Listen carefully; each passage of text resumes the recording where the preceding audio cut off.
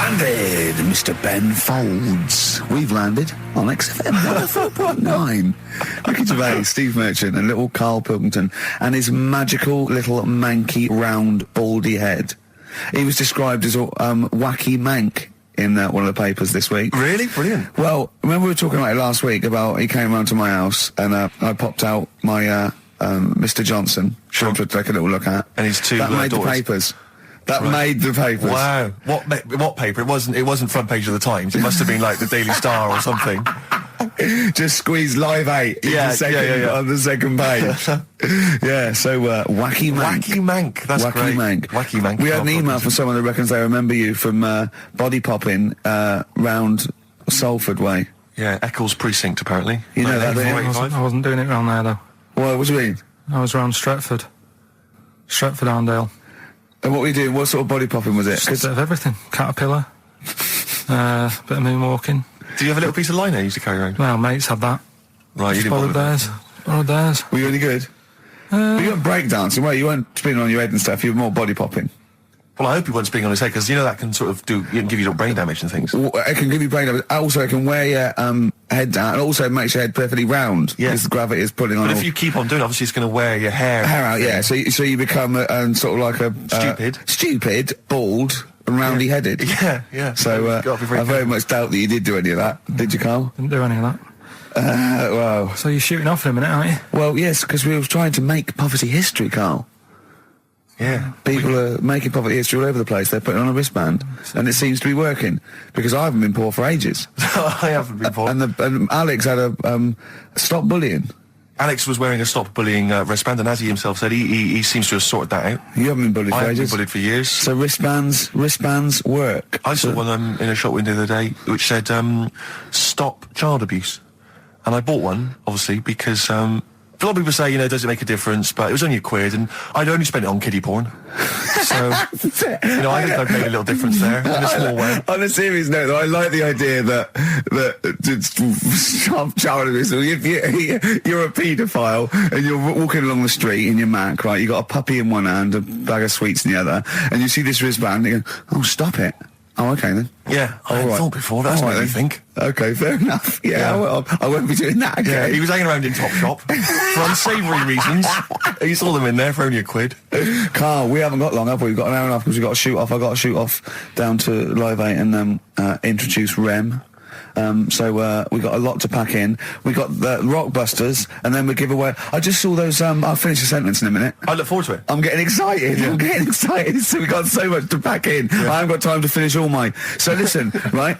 You know the things we're giving away: the signed little Homer. The Nigel Tufnell thing and the Flanimals, right? It looks brilliant. They've done a brilliant job, the people here at XFM. So take back all you were saying about them, Karl. And also we should say as well, you've still got a chance to win that, because if you get today's Rockbusters, you go straight into the hat for the big draw, so you've still got a chance to win all those top prizes. Play a record. Bit of Monkeys. Yeah. Monkeys. Pleasant Valley Sunday. Right, do you like that, Karl? It's alright, yeah. What's it about? Well, if you heard, it was a sort of description of, typical suburbia, isn't it? Here in status symbol land. It's a sly dig. When the monkeys get a bee in their bonnet about something, you better not... You do not want to be on the receiving end of that. Yeah. We've got a good song of the story later. Go on, what have we got? Don't want to tell you yet. All right. Now, is it as pitiful as last week's, where you somehow misheard that Eric Clapton song? What was the Eric Clapton song? Well, Wonderful Tonight, and he was convinced it was about a bloke in a wheelchair for no reason. No evidence at all. Other than she's walking around with me. Yeah. Well, yeah, walking around with me. No. I walk into a room and everyone's head turns to look at her, which you didn't seem to Helps him to bed. Is he drunk? He's had a few. Never mind. Yeah, well, you're totally wrong. Big day, Karl, though, isn't it? Because there's lots going on, and I know Karl's it's very, very important for him that he champions Live 8. I don't know what's going on. I don't know what... I am sick of it, to be honest. Sick of what? Just sick of reading about it. Sick of this Live 8 thing. Sick of it all. Brilliant. Fed up with it. What annoys you particularly? It's not only that today, though, is it? On the way in today, right, saw a gay fella on a bike. Weird? On a bike, rushing. What time did the gay march start? What time did they have to be? Why are you looking at me? I don't know. No, but he was rushing, left it late, so he'd had a late night again. So my point's right about him. What was your point about, just to people who've just tuned in? Well, the fact that they go out late, so, you know, they sort of have a nice night out from about 11:30.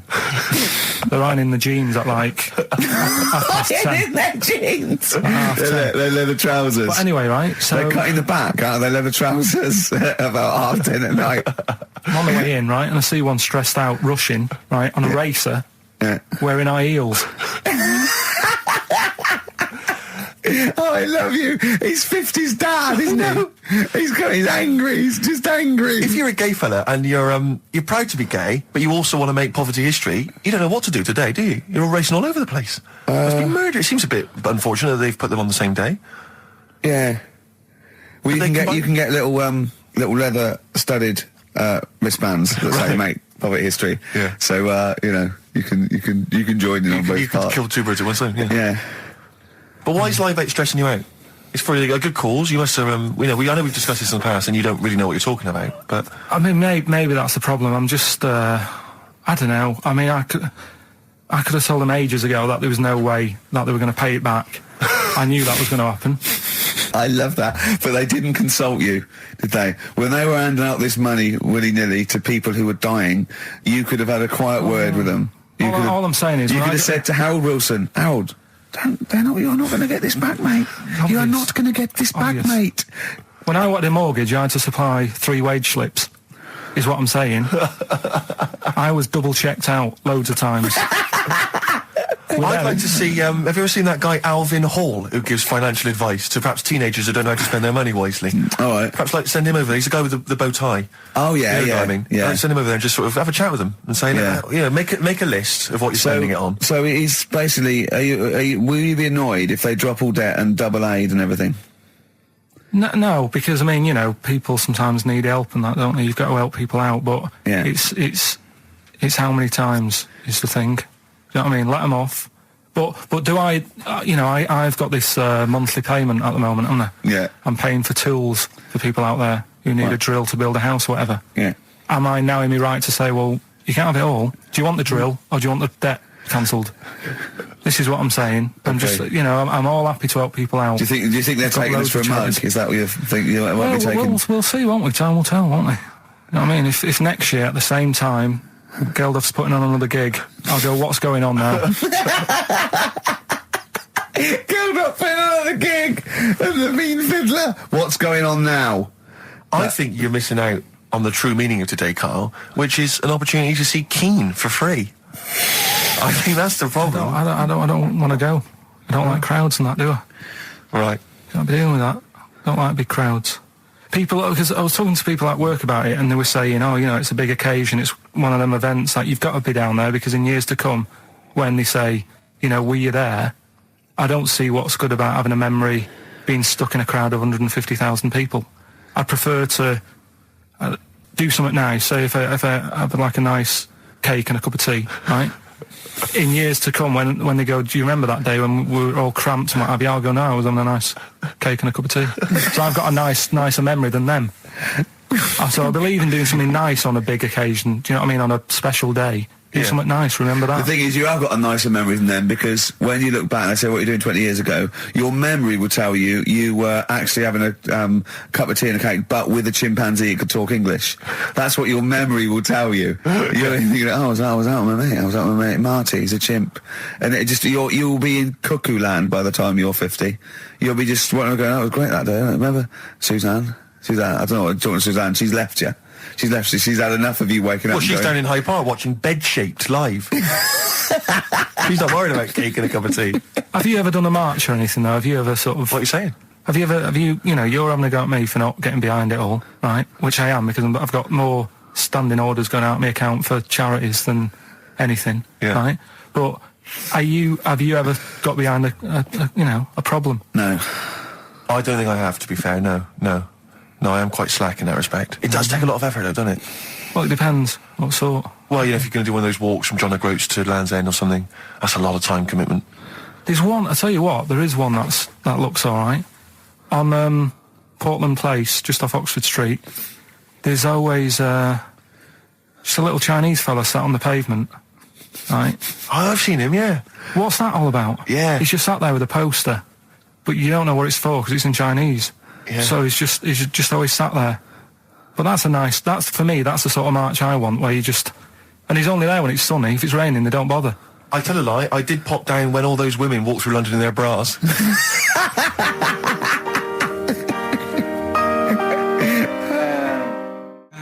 Embrace and Gravity on XFM 104.9.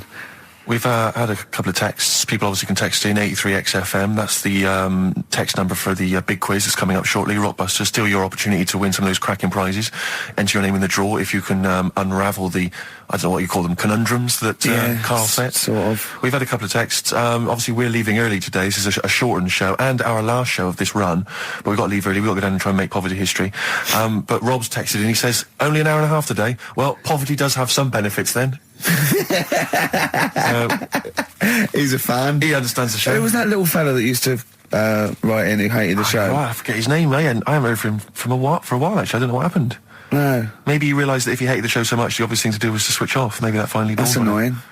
What's his name? Someone will remind us of his I name. like people who hate us to carry on listening. Yeah.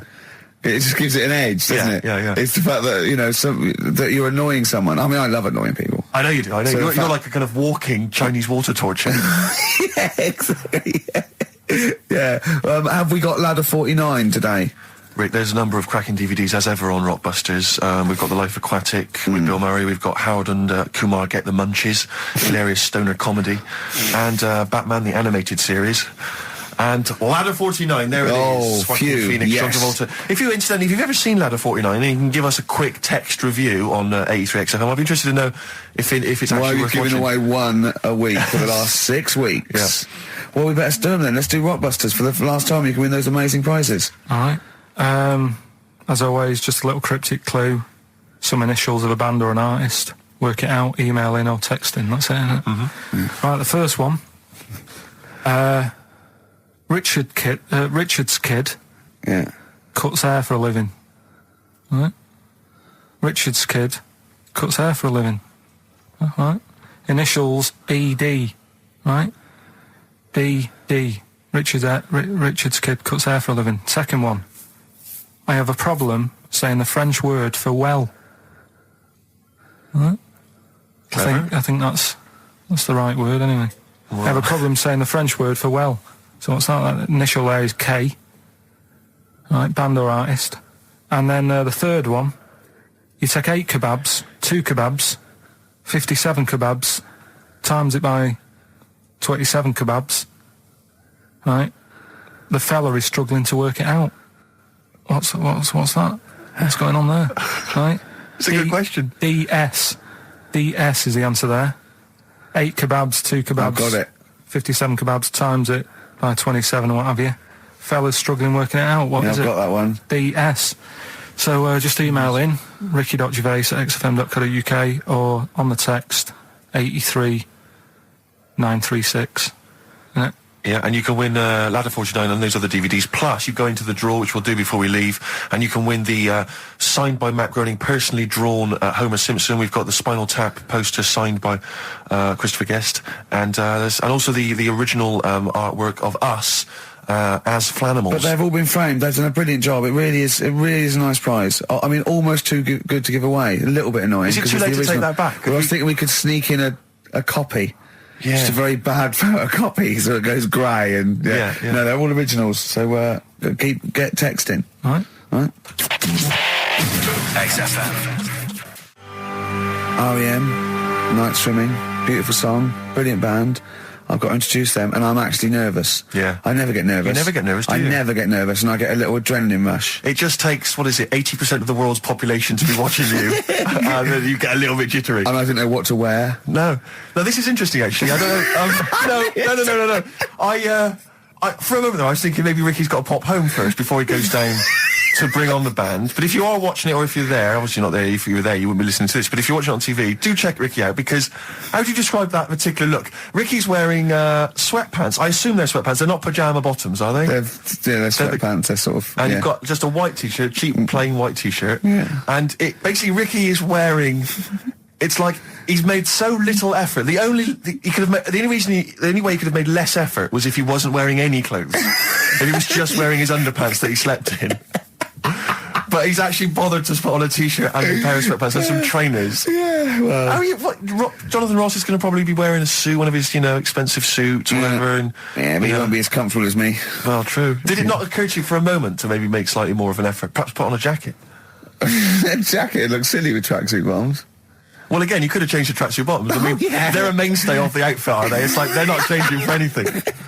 Yeah, I've got very little things that I haven't got a drawstring or elasticated waistband. No, sure. I don't want to be bothering with buttons and zips and hooks. There's going to come a point, isn't there, where you're just going to wear, I don't know, smocks.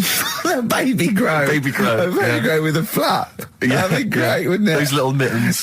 Yeah, all in. Yeah, that'd be great. And then a little oven glove, so I can just get stuff out of the oven, eat it, let it drop everywhere. Yeah. Right, and then just get out of the baby grow, put a new one on, a clean one on. Or those kind of red flannel things with the which cowboys wear. Yeah. The kind of buttoned up bit in the back.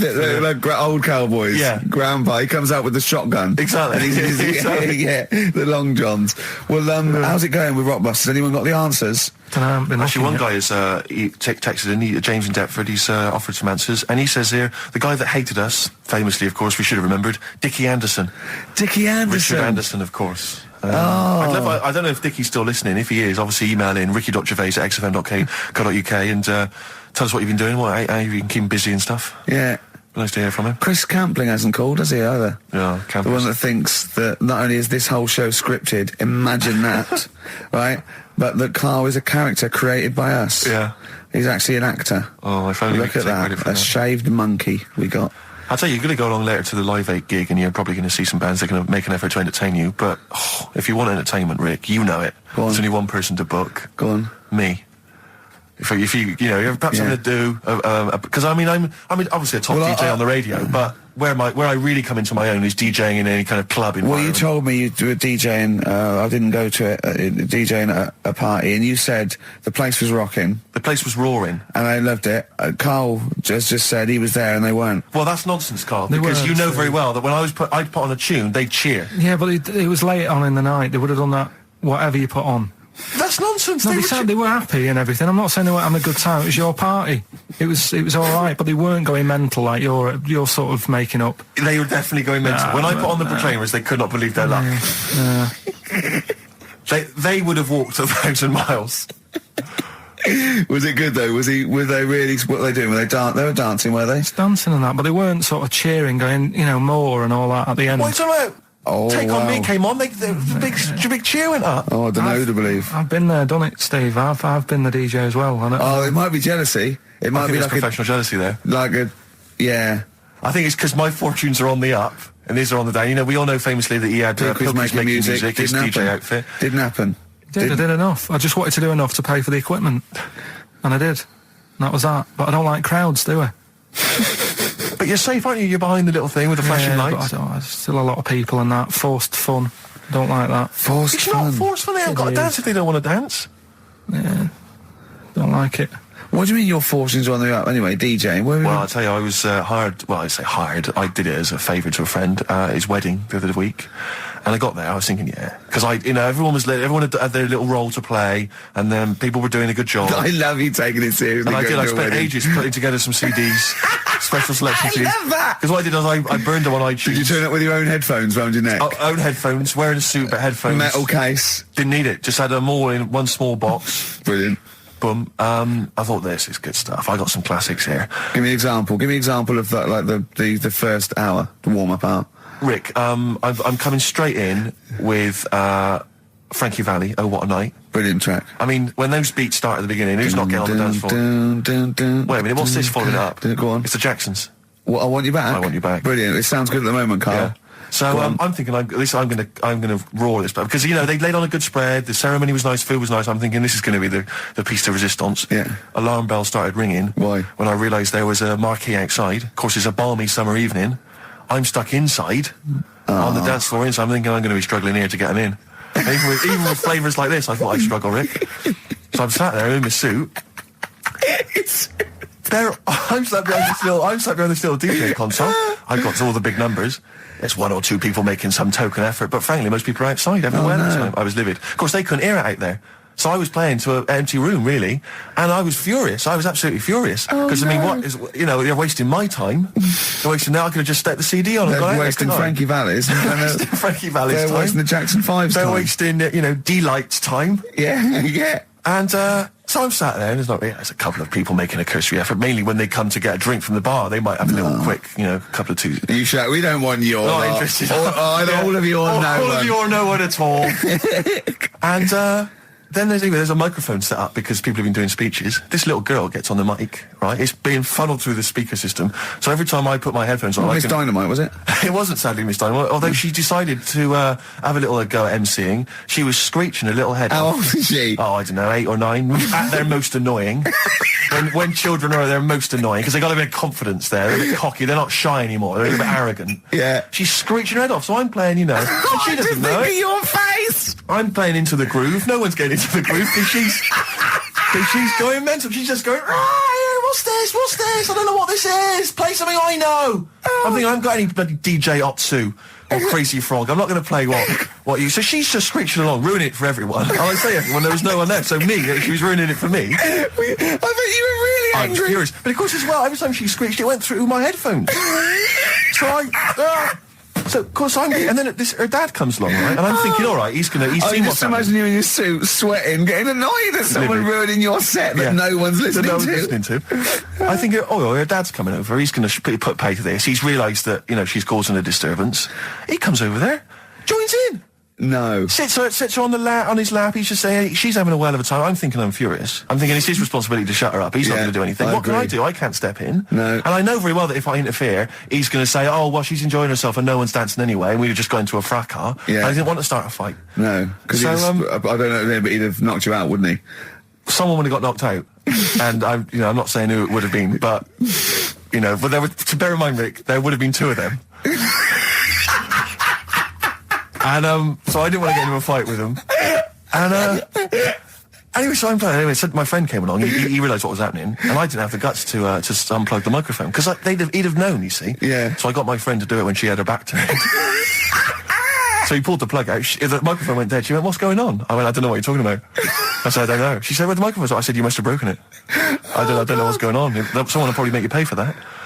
And anyway, at least we shut her up. That is great. But it really went from bad from worse. And you know, there's that thing when you panic, you start panicking. So you're putting on a lot of flavours that you would have saved till the last hour. What are we talking? Boom, boom, shake, shake. Exactly, you're throwing him in early. Love Shack's coming on way too soon. Really? Oh, Love Shack before 11. It's heresy, but I had to do it. But anyway, in the end, I made the bride go and get some people in. I said, look, it's your special night, all right, and they're going to enjoy this. I'll be honest, love, this is a washout, and it's up to you Exactly. to turn this wedding around, or I'm walking. I'm walking, and I tell you, they're going to have a sour memory of this evening, unless you bring some go people and in. get everyone in dancing. So she got him in at the end. And, Brilliant. And I'll tell you this, Carl. I mean, I don't know what you say, but they were loving it. They were absolutely loving it. A bloke came over and said, "Have you got Amarillo?" I said, "No," but I put on something even better, Delilah. Wedding crowds always go for Delilah. A song, of course, about old man killing his wife. But it always goes down very well, strangely, at weddings. They get into a sort of hokey-cokey thing. They went berserk for it. And I was following it up with, I had the monkeys, I had all sorts going on. Brilliant. Of course, you know what happens. What? I'm going great guns. People are absolutely loving it. They're rocking it. I throw in, I had something cracking on at the end. Come On Eileen, of course, was on. People were going berserk for it. Which is unfortunate because the bride's name was Eileen. Yeah. And then the bride pipes up. I'm throwing the bouquet. So they all traipse off outside again. I was furious. Oh, no. I plugged the microphone back in. I said, "What are you doing?" We got, but they went out there, and of course you can't get them back once they've done that because all the women are running around. I got the thing, and then they got to wave everyone off, throw the confetti. They ruined your day. I was having a great time, and they ruined it. She ruined your special day. She ruined my special night. Oh, no. It's on her head. What would you put on about now, Carl?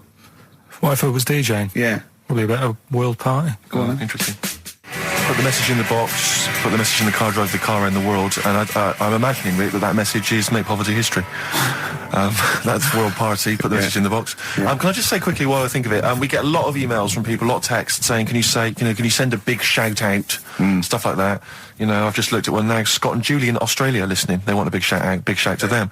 But there's so many people that do it, and I'm obviously just want to say sorry we never get to your emails. We're very, very lazy. We never really get to look through them, but we obviously do appreciate you emailing in, texting in, stuff like that. And also, can I send a big shout out to my grandparents, who I believe might be listening on their new digital radio? They're pretty high tech. Very nice country. Yeah. Are they the merchants of Bristol? Merchants, yeah.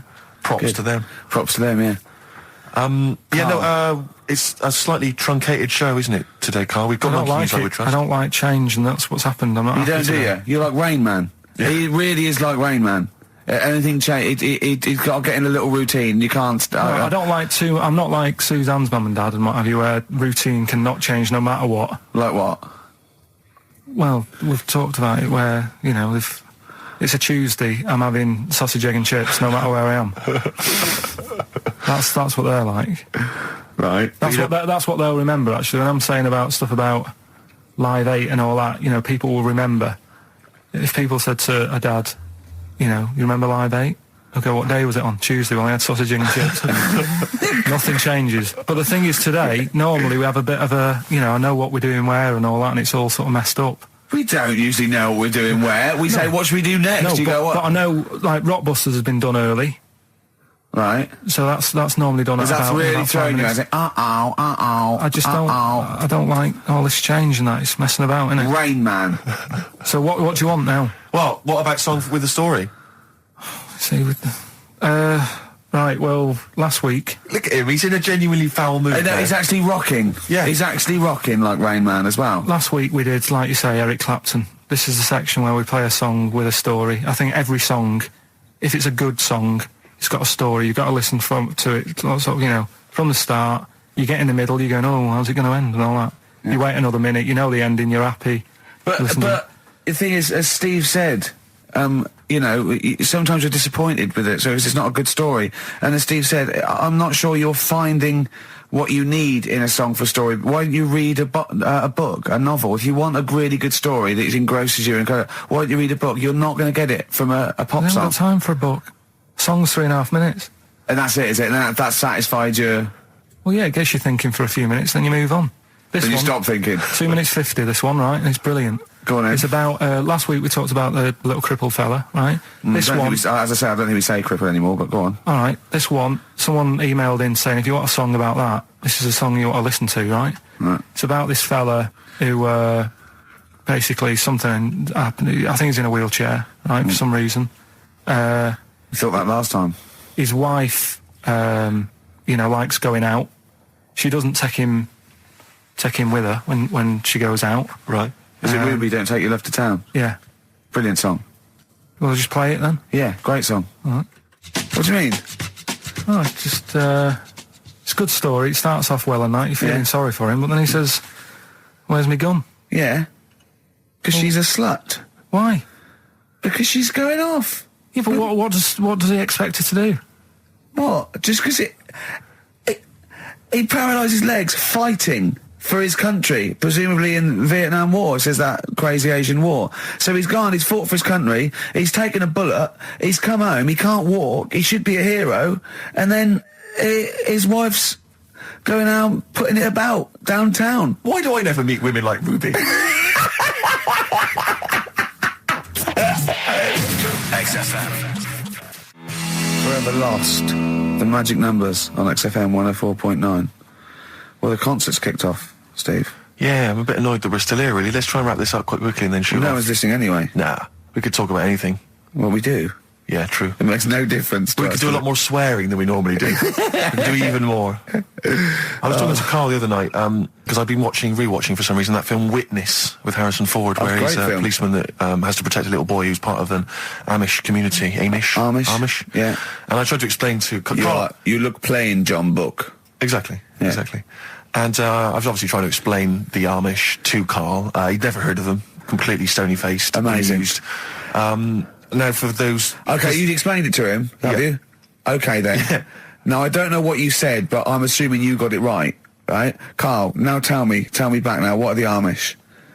They're just people who sort of live like in the olden times. So to them, they're sort of in about 1842 or something. So they're getting old papers and that. They haven't caught up to. No. They haven't they don't have telly. They don't deny that the 20th century has happened. They just don't want to be part of it.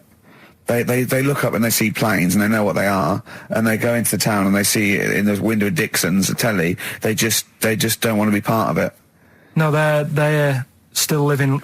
They are still living like it's that's what I mean. Yeah, but they don't. They know about everything else. They just don't want to be part of it because they think that the sort of the revolution was a bad thing. They think that society became more and more depraved, and they wanted to go away from it, and they want to go back to old values, and they think they don't need TV and jets in that way of life. They can survive in the old way because the old way was better. Missing out on Live 8. Yeah, but they haven't had Band-Aid yet.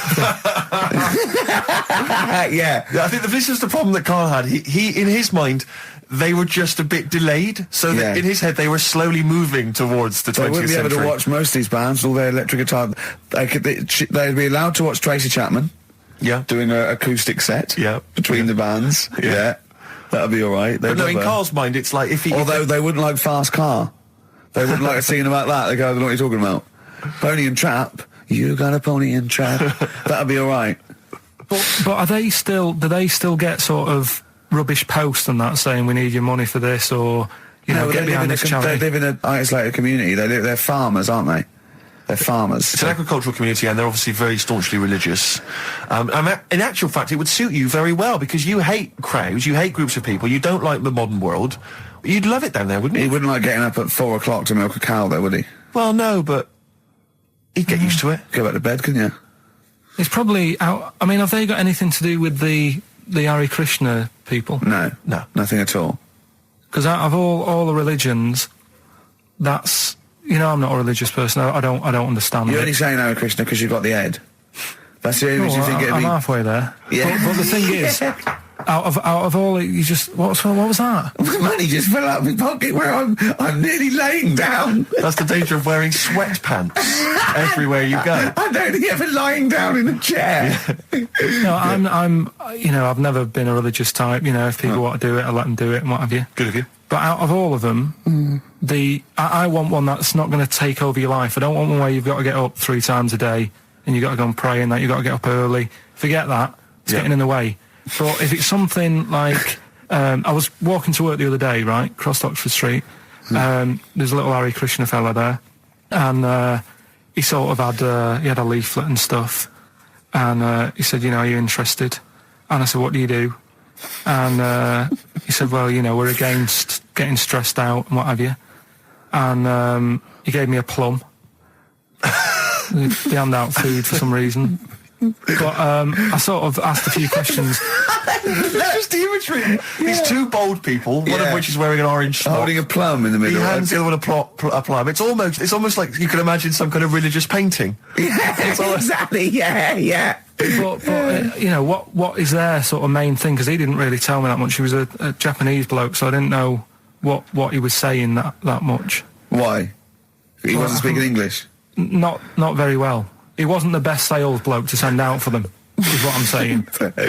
Yeah. But what's that? Are they? You're saying they're nothing like? Well, I believe Hare Krishna is a kind of as an offshoot of a sort of Buddhist faith. It is. I think they are Buddhist, aren't they? Yeah, and obviously their kind of trademark, as it were, is that they have to say. I believe they have to say Hare Krishna, Hare Krishna in a certain rhythm, in a certain order, a certain amount of times per day. That's why you see them walking down the street saying Hare Krishna, Hare Krishna, because it's actually a sort of religious chant which they're obliged to do. So you see, even if you go into the Hare Krishna faith, you may find yourself, in Tesco or whatever, forced to say Hare Krishna, Hare Krishna. Perhaps out loud, not just thinking it. Yeah, no, out loud. You can put it on an iPod and you can put that on an iPod. No, it doesn't count. No, I think you have to actually say it. So I guess that kind of eats into your social life a little bit. And there's the wearing orange as well. Particularly frustrating, I imagine, if you're in a cinema or a library. A little bit awkward there, midway through. Or Star you Wars, live next door to a bloke called Hare Krishna, yeah, who constantly thinks you're calling him. Yeah, that probably. Yeah, so that's in this. I mean, I don't think we've quite done the Hare Krishna faith its full service there, but so interesting to you. I mean, you got handed a plum. You've been treated well by them. Yeah, but he couldn't tell. I just wanted to know how much time it would take up. What are the benefits? You know, what can you do? What can't Well, I you think do? the benefits are they probably don't get stressed out. They've probably got that sort of that zen, that chi-ness about them, where they try and interact and Quite meditative. yeah. Yeah. I've got some nice trainers as well, don't they, with their orange. What are you looking for then in a faith, Carl? You say what are the benefits? I mean, obviously Catholicism, you get the communion wine and bread, so... Yeah, but I can afford that. Right. Probably, just I like the Crusaders. I was forced into joining that as a kid because a mate sort of joined it, and he sort of said he'd join, and I sort of swore at him. I said, I'm not doing that. Right? Yeah. He said, right, if you don't come with me, I'll tell your mum that you just swore. So I was like, oh. So I went. So I went along, and I used to just go on the Friday when they played, you know, Sabutio and stuff. And then I went on one Sunday, and it was totally different. There was no Sabutio. There was no sort of, you know, Table tennis. the thing where you hold a thing and knock things over. Skittles. There was all that on a Friday. Went on the Sunday, it was rubbish. He said, right, sit down in this room. They gave me a Bible. Thought, this looks too heavy, this is too big, I'm not interested in this book. And I never went again. I used to hide on a Sunday when they came round. And that's been the only sort of... I suddenly, why did it suddenly turn out to have to hide on a Sunday when they're coming round? Because they wouldn't leave. They wouldn't leave. Who was the it? Were they house. adults? It was sort of a... Well, he seemed like an adult to me at the time, but he was probably about 27. Well, that is an adult. Yeah, but do you know what I mean? He seemed a lot older when I was a kid. Yeah. And he came knocking and that, and he used to say to me, Mum, I'll just tell him I'm ill or something. And he used to hang around to see if I'd eventually come out to play and that. And if I did, I think they would have grabbed me and took me there. I love the idea that for you, religion has to bring with it some kind of gift. It's like, you know, join our faith and you get an alarm clock radio. It's like something like I think religion does bring a gift. Usually, it's the gift of the Lord. Well, the gift of everlasting life, isn't it? And that's the problem with it, you know. A lot of people believe in it because they think... But for Carl, his feeling is like, that should be a given. That's safe. I'm definitely going home with eternal life. But what else can I have? Is there an Why do you iPod have to have in a it? religion? Because obviously I don't have a religion, I don't miss it, and I wouldn't want one. I'm an atheist. And that's out of belief, that's out of logic. And we don't get into the politics or the morality of it. Why do you feel you need a religion? Why don't you just get a hobby? Well, I didn't want one. I don't want one. I just was saying that, you know, if I was to get one, which one would I go for? Is what I'm saying. I'd like to see you perhaps as a Jew. I think Judaism would suit you well, I think. What are the hours like for that? Tough. Can be tricky. That's what I mean. I don't want anything that's, you know... And they have a day where they don't eat and stuff. I couldn't be doing that. So they may have days when they eat too much. Yeah, but what happens if I'm not that hungry that day? Like I say, I don't like change. You know what I mean? I like my Cheerios in the morning.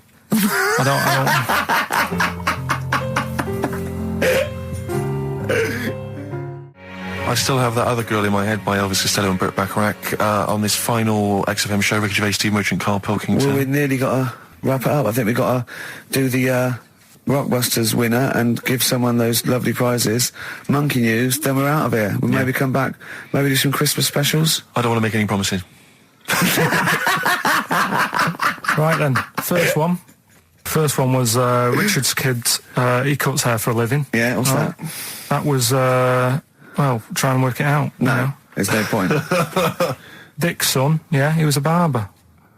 Barbara Dixon, right? Doesn't work. Dixon, well, again... Barbara Dixon. Right, Her name wasn't Barbara Dixon, was it? So, that's that one. Did Ronnie Corbett ever say, ladies and gentlemen, Miss Barbara Dixon? Second no, one. never did, did he? He never did. I have a problem saying the French word for well. What's the French word for well? Bon, isn't it? That's good. What? No, that's good though. Bell? Well, no, what? Isn't it bien? Yeah. Yeah, all right. I have a problem saying it, so I can't say it. I can't say bien. I can't say bien. Can't say Kasabian, right? So they managed to work that one out. That's say, one of your worst. That can't say bien. Can't say bien. Can't say bien. It's not. No. And the last one. Work. That's terrible. 8 kebabs, 2 kebabs, plus 57 kebabs times 27 kebabs. This fella is struggling working it out. What's the answer there? DS, right? A Donna sum. Right, so he's struggling working it out. He's So Donna Summer, right? So they got that right as well. So What was the answer? Donna Summer. Donna Summer. Yeah, Donna Summer. So just pick We went out on a high then. Steve, just pick one. We went out on a high. That was shocking. What about, let's have a look, there's... Well, there's the first one to get all three. Steve, what's the first one with all three? Well, there's so many here. Yeah, but this is the first one that came through in time-wise. probably that one. No, I don't like Rob because he's been slagging us off. In fact, no, let's give it to Rob. If he's the first, if he's the first... No, to be honest with you, Rob's been slagging us off, but at least he knows... I mean, at least he's got some taste. Yeah. You know? Yeah, well, what if he was the first, then Rob's the winner? Well, give Rob, he gets a Ladder 49 and a bunch of other DVDs. But that means he goes straight into the hat putting him for in the there big draw. I'm just going to write his name now. I'm going to throw that straight in the hat. I can imagine that no one, even the people who've entered, are that excited. Not because the prizes aren't great, but I'm worried that they don't appreciate it, Rick. Do you know, I get the feeling that our listeners, they just don't appreciate the fact that we've gone to all this trouble. We've got the Homer Simpson drawing and things like that. I just feel like these people don't deserve it. And do you know what, it's weird? I just wish we had a better quality of listener. Like, people who listen to Radio 2, they deserve it. You know, they're elderly and infirm, some of them. They could really, it would really cheer them up. But our lot, you know, drug addicts. Yeah, let me pick you it know, out. truck drivers. So I've just put all the names in the hat, all the previous winners from the previous weeks, and Who's Rob as put it well. out? Is this Pilky going to put it out? Do you want Pilky or do you want Ricky? Oh, well, let's have the shaved monkey do it. All right. Plunge your hand in there. This is just, that's one, isn't it? That's it, there? just pull that one out, check who it is. Right, it's Gavin Thompson in Edinburgh. Well done, Gav. Are we going to get them up there? That's not his problem. You got to post them. You got to pay. They're amazing prizes. Yeah, but the Spinal Tap one, it's about 5 foot, isn't it? Well, they can post it. It'll cost them a few quid. It's a radio station. I think he should have to come and collect it. No, just because then it'll at least it'll prove that Where's he's he interested. from? Edinburgh. Give it to Bob Geldof. I'll give it to Bob Geldof. He's walking up there, so He can look. XFM. Chewing breaks. Fishing for a dream. That's what we're fishing for, isn't it? We're fishing for a dream today. What's that mean? Poverty. I don't know what I was talking about. It doesn't matter what you're saying, Rick. No one's listening. No one's listening. Well, we've got to finish anyway. Think about the fact that think how small our percentage of listeners is anyway. Anyway, and then you two are on stage Yeah. at the moment. This is like broadcasting during Christmas dinner. This is the same. It's just on the pointless. hospital radio. Yeah. Yeah, Exactly. Where everyone's got an iPod for Christmas. Yeah. On the ward. yeah. Well, we've just got. We're going to go through now till 5:30, and I've got to rush off. I'm afraid to Live 8. Don't apologise, mate. When people see the glam that you're bringing to that event, they don't even care about the people introducing it. Comedians going, ladies and gentlemen, just get on with it. No, I agree. No, I've got a good joint here. Two blokes will get on with it. Bring on Madonna. But we're going to give it to them, Carl. We're going to go through to the end. We've done everything we have to do. Monkey news. The final monkey news of the year, possibly. It's been a joy. I'd like to say, on behalf of myself, Steve Merchant, and this little bald mank. It's been a pleasure. yeah, speak for yourself. Yeah. But we should just point out as well, if you miss Rockbusters while we're away, yeah, right. You can log on to xfm.co.uk/Rockbusters, where you can actually see Carl himself introducing you to an interactive game of Rockbusters. Looks very much like Blockbusters. It does, surprisingly. But yeah, you can join into that. And there's also, talking of monkey news, there's a link on the website. I'm trying to think where you go. I think if you go on my little biography bit, someone's done some animation to some old monkey news. Oh, it's brilliant. Great. All right. Yeah. So if you're having withdrawal symptoms of monkey news, then you can find some classic And it's monkey news on animated. there. Classic monkey I feel news. drained today. Do you? Go on. This is the strangest radio show in the world. Yeah. Isn't it? Yeah. Because when we can do that, we can talk about this and go, I feel drained today. Just like he's not, like no one's listening. Because that's the sort of thing you say socially and no one listens. Like just when you're watching up, I feel drained today. It's rhetorical. Yeah. You're not expecting anyone, not even your loved ones, to go, oh really? They just go, that. But to do it live on air, Yeah. no one's listening. What I mean is just give us a jingle. But the Exactly. But the truth is, the contempt we have for our poor listeners but is the truth is, unbelievable. the listeners aren't listening, and we don't want to be here. So this really is one of the most pointless things ever. No, would have been quite happy to do a full show. But you know what? The flow of it's just. I would love to listen to this back in 10 years. This actual show. Let's keep this forever. Let's keep this show forever. The show, we went early, we were bored. It was the day we're trying to save Africa, but we're a little bit annoyed that no one's listening. Yeah, right. Right, once and for all, the final monkey news of the year. Oh, go on. What were you going to say? No, I was just going to say, if you're not into the Live 8 and you're gay, you're not listening, because you're on a walk. Right, okay.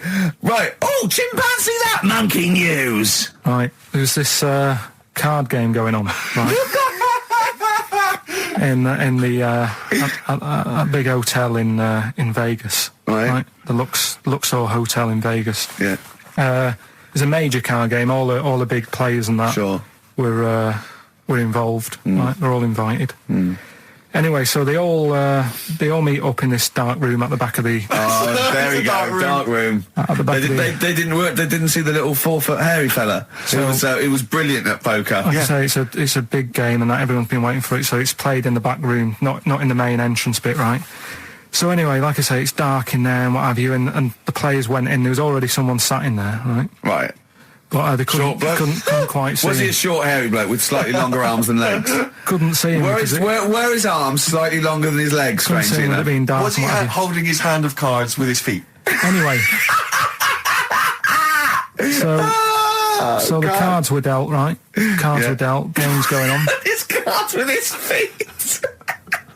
Game went on for hours, right? No one's listening. The terrible thing is that not even we're listening to Carl now. I know. Literally no one is listening It's so to Carl. insulting. There was a lot of smoking going on. It's going on. A lot of eating and nuts going on. That was a bit weird because they don't normally get through as many, but for this night. So, come on, let's just play Bruce.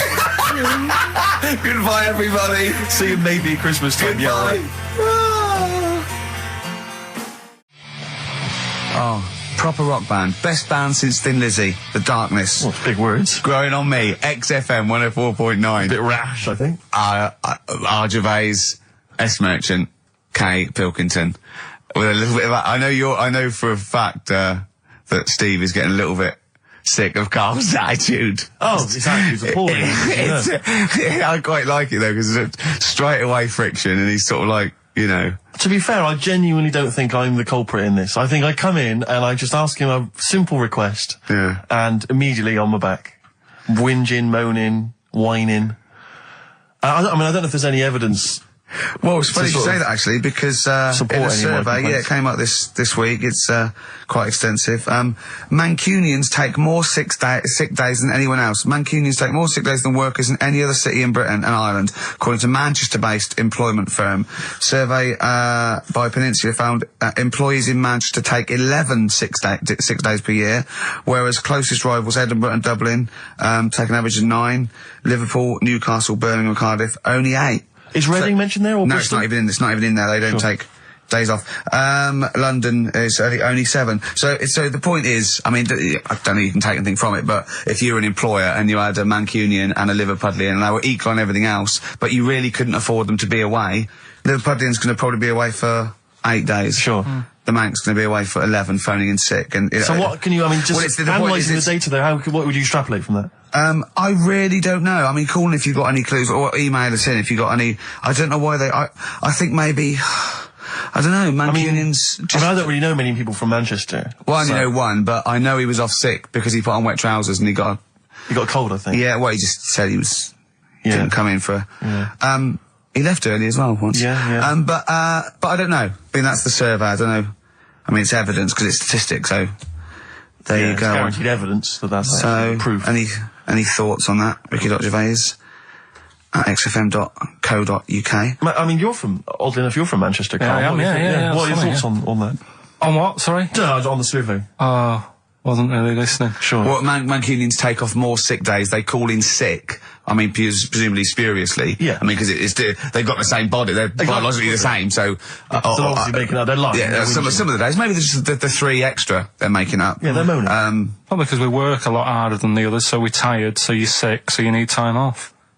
Probably. Seems Probably. unlikely. I mean, the Scousers, to be honest, yeah, take them on, let them work in your office.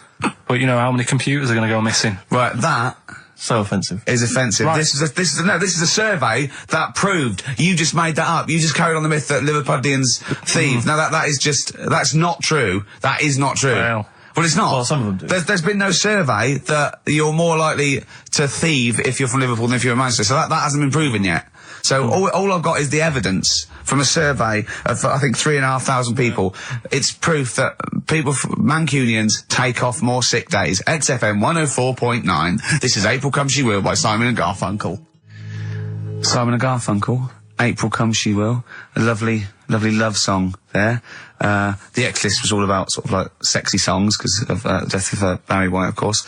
And Carl and Steve having a little argument. Steve said, well, there are such thing as sexy songs, of course. Carl said, I can't understand it. How can something be sexy? How can you woo a woman with a song? Steve went, well, you don't woo a woman with it, you just put it on the background. Carl said, stick the telly on. Stick the telly on. I love that. You don't believe there's any such thing as a sexy song, is that right? I don't think it can get you in the mood. You know what I mean? Right. You're either in with a chance or you're not. I don't think it matters what song you put on. Well, I don't think it ups your chances. I don't think if It does. If you put Channel 5 on a Friday night, right, see a little bit of that action, gets anyone going. It's worked for me, and that's all. What's that's on when pets go mad?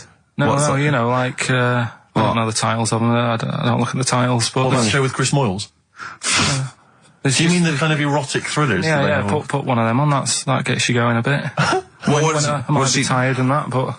What does the woman go, oh, that's an idea. Hey, that's an idea. They're normally called something like illegal briefs. And they're normally about some kind of female solicitor who's defending a guy who may or may not be a killer, but maybe in a former life they were lovers. It's always some nonsense like that, and presumably there's normally some gruesome murders. So how is that getting you in the mood? It's plot development. Yes, the narrative. I love narrative. Yeah. I'll tell you what, that's a lovely twist. I've got the horn. Yeah. Brilliant. So, if you're from Manchester, sorry about that. I mean, it is true. We aren't making that up. We weren't doing a stupid stereotype like Carl did with Liverpudlians. It's just a survey that Mancunians take off more sick days. But they might be genuine. They might be sort of an iller people, or it might just be people who are in Manchester go, oh, I can't be bothered to go to work, it's rubbish. Whereas if you're in London, you go, I can't wait to go to work. Exactly. What a lovely place this is. Some great jobs, don't you? Great jobs, don't they? Yeah. Rick, I know you're always looking, just to keep you kept abreast of, new developments in music, what's happening. Yeah. I don't know if you've got any plans this evening. You might want to pop along to the Hope and Anchor in Islington. Why? Where, playing tonight, Restless Diesel. Please welcome to the stage. Restless Diesel. I mean, we've talked about it before. Band names where you just have to imagine you're supporting U2, Wembley Stadium. It can never happen. Please welcome to the stage, And Restless Diesel. Diesel. The first song, he goes, thanks, cause great band before us, Restless Diesel. Yeah, a lot more of them. Exactly. Yeah, it won't happen, will it? Sure, they're a great band. I think. What's the tax on that? $5 in, is it? It's not telling us actually. But pop down to the Hope and Anchor. Maybe tell us how Restless Diesel was tonight. Yeah, just call in. Maybe call in on Christian show Monday. Just tell us how Restless Diesel were. We can make that a regular feature. Now, what's coming up on today's show? Well, listen, we got all the usual favourites. We got and some new ones. We got Monkey News. That's sorted. Carl told me. People are guaranteed Monkey News. He called in. He said, I've got some Monkey News. Brilliant. He's done that. I had to make sure. We got that. We've got some great tunes. I've got a great song from Tupac, some Cat Stevens, some Jimmy Webb, some Thin Lizzy. Can I surprise you with something from Aerosmith? And a little treat from Evan Danbrook. We're quite rocky today, aren't we? There's a threat there won't be Rockbusters. Good. That's no threat.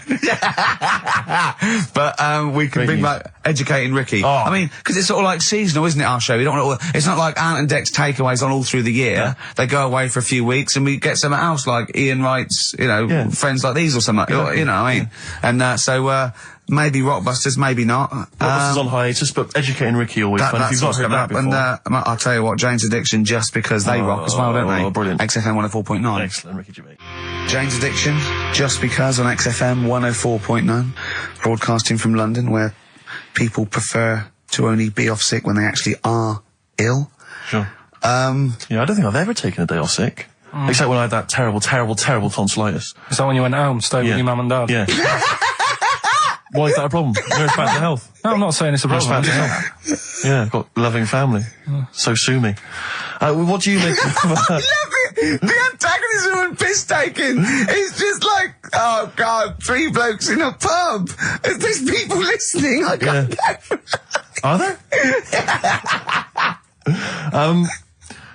Carl, what do you make of London? Because you often say you'd much rather be up north. Well, he wouldn't, or he'd go. Well, this is what he constantly says. You've chosen to live here. You've lived here for years. You've got a flat here. No. I chose to come here because I was offered a job that was good money. Yeah. I wouldn't have come here if there was no job. So you prefer to be somewhere where there's a good job, so you've chosen to live here. I don't like being here, though. What? No, but you can leave. To what? Well, exactly! So you've chosen to stay somewhere that's better for you. It's not better for me. Well, it's making me ill. I'm not sleeping. Well, so you say you're ill, I think you call in ill, but I don't think you are. But I mean... Are there any stats to prove that? Well, yeah, because, of the 11 days that he calls in sick, I reckon probably 7 of them are genuine. I'd love it if I dropped down dead tonight. Honestly, I'd love it. If you drop down dead tonight, you'd love it. Why aren't you sleeping? What, you're feeling ill now, are you? That's funny. You weren't feeling ill earlier, but you read that, and you're suddenly ill. I'm run down. Oh, you should take holiday. Oh, yeah, you've just had about 8 in the last 6 months. Oh, God! Why are you run down? Why are you run down? Yeah, what have you done? You sit in a little air-conditioned office. I haven't got time to tell you. Let's move on. Let's get on with stuff. What have we got anyway? Because we didn't have a chance to meet up this week. Me and Ricky could have done, but you said you were busy, Steve. Yeah, so that's probably why you don't get run down. But finishing work at about 4 o'clock. No, so I could have had the meeting, but we gave you a time and you suddenly decided with very little notice that you couldn't make it. So make it meetings and that. Oh. So what have we got? What have we got? It's 1:20. What have we got? We're on till 3. Well, we've been talking. We've been doing well. We've been playing some great rock and roll. We've been playing some lovely songs. We've told them. We've explained a survey just for employees. Be careful. Yeah. We've put that out there. We put a shout out there. People know. Would you say it was probably safest if you are an employer to never employ Mancunians? Well, I wouldn't go that far. I wouldn't go that far because you see that's only an average. So I imagine some Mancunians, like Londoners, are nice, reliable people. It's probably just a few bad eggs that throw the stats up a little bit. People that would go, I'm not coming in today. I'll put on some wet trousers. Sure. All right, stay in bed. Yeah. Stay in bed. Yeah. You still got them on? Yeah. Well, pop them off. Yeah. Put them on the radiator and go to bed with a little duvet. That'd be the best thing to do. Yeah. Yeah. So, all right, Carl? What? What's your attitude? Is it because you're tired? Yeah. Well, why are you tired, though? You weren't staying up watching those Channel 5 films again, were you? I'll tell you what, me and Steve were having a little meeting yesterday over lunch about, planning stuff for the show. And, Gary Kemp came up to me, started having a little chat about old times, and, I went, oh yeah. As he went away, Steve said, right, think of this. He said, Rick, don't take this the wrong way. Remember that sentence, don't take this the wrong way. So there's a right way and a wrong way I could have taken this comment. He nodded to sort of Gary Kemp and went, he's aged better than you. I went, well, how could I take that the wrong way? Yeah, it's not offensive. No. Well, the point is this. He didn't know me 20 years ago, so he's actually saying, Rick, don't take this the wrong way. He looks better than you do. Yeah, well, he does. But why say that, Carl? What? Did you really say that? Yeah, although, can I just backtracking for a second? I love the fact you said you bumped into Gary Kemp and you reminisced about old times. What old times did you share with Gary Kemp? Well, no, he came up and said, did we drop the pops together? I went, no, I did Razzmatazz. I said, oh, we did Razzmatazz. I think he was thinking, had he ever met me before? But he hadn't, because we hadn't. That's what I meant. Yeah. And, but if you had to make an objective analysis... I wouldn't. I think that's out of order. Sure. I mean, you're always slagging me off, but apparently you can make a value judgment on something else. No. I wouldn't do that. Well, because you're morally all over the place. You don't know where you're coming and going. Believe it. Sure. You should hear what I say about you behind your back. So, would you say you're better looking now than you were? Or... Than I'm what? Would you say you're better looking now than you were? Than I was when? Well, have you aged well? Yes. You've aged well? Yeah, I've kept my looks. Bit of Dando? Bit Evan Dando, this would be lovely, yes. Evan Dando on a track called All My Life. That's beautiful. Yeah. I can't get enough of that. That's brilliant. Great stuff. Adverts? XFM. Radiohead. Go to Sleep. That's good, isn't it? On XFM 104.9. Brilliant. Great DJing there. Well, I haven't heard it before. Good, isn't it? Yeah. No, it was good. It was very good. It was very good. I was watching cable TV. I do a lot of that. And there's an advert I've noticed. It reminded me of the sort of adverts you used to see when I was a kid. It's one of those attempts to kind of educate young people. But doing it it's on MTV, but it's one of those things where it's clearly been made by people who are in their mid-40s. Who have never been cool. Yeah. Who've been working really hard to get into TV all their lives.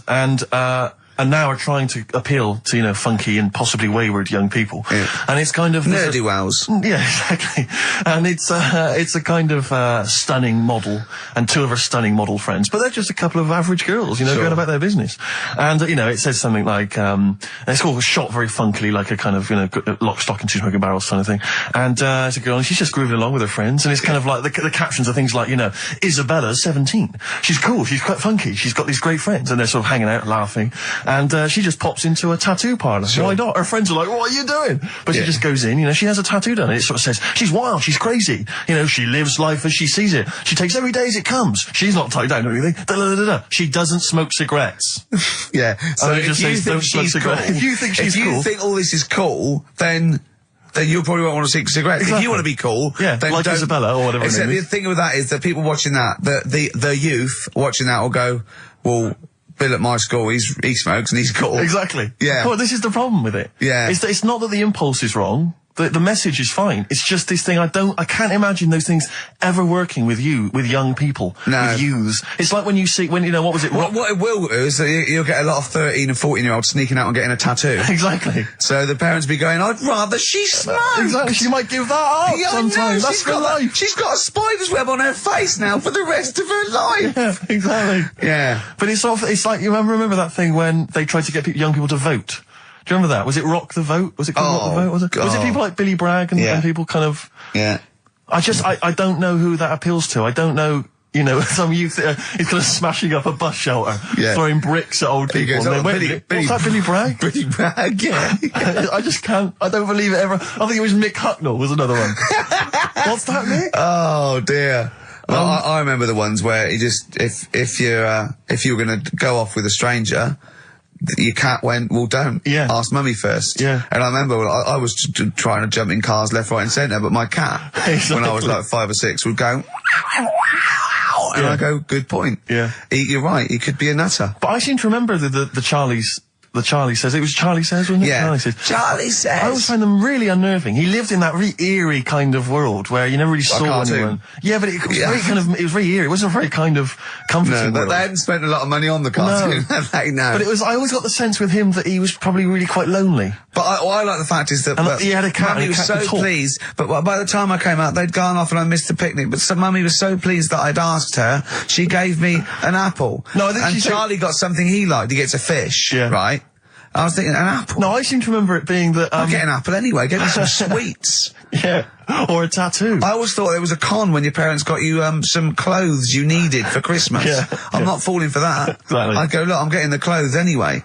I want battling tops. But the Charlie Says, I seem to remember when they asked him to go off for the picnic, by the time he'd asked Mum, because she was on the phone, I don't know who she was chatting to in the middle of the day, the kids had gone, and I seem to remember one of her clients. Exactly. I seem to remember that he said, don't worry, it was fine, because Mum took him and Charlie on a picnic. Not as good. Who'd rather go with your mates, or with your mum on a picnic? And your cat. Yeah. I mean, I don't think they were friends. They Scotch egg sinks a fish. Well, I had to bring it for Charlie. Don't bring raw fish in the picnic basket. I think they weren't friends of his. They were just local kids who go, let's go and ask that weirdo with the cat if he wants to come down the park. Let's go and ask the weirdo who thinks the cat can talk, and then run away when he goes to ask his mum. When he goes off to ask his mum, they're just going, ask your mum, ask your mum. Yeah. Hello, hiya. All right, we're the local lads, the cool local lads. We smoke, we got tattoos. Do you want to come and play with some puppies in the disused mine? Ask your mum first. Quick, run. Exactly. So he's talking to the cat. Look, he's talking to the cat. They were just round the corner spying on him. They were just laughing. There was no picnic. Did you ever go on a picnic, Carl? Was there places to go in Manchester, or was it like Quarryland mostly?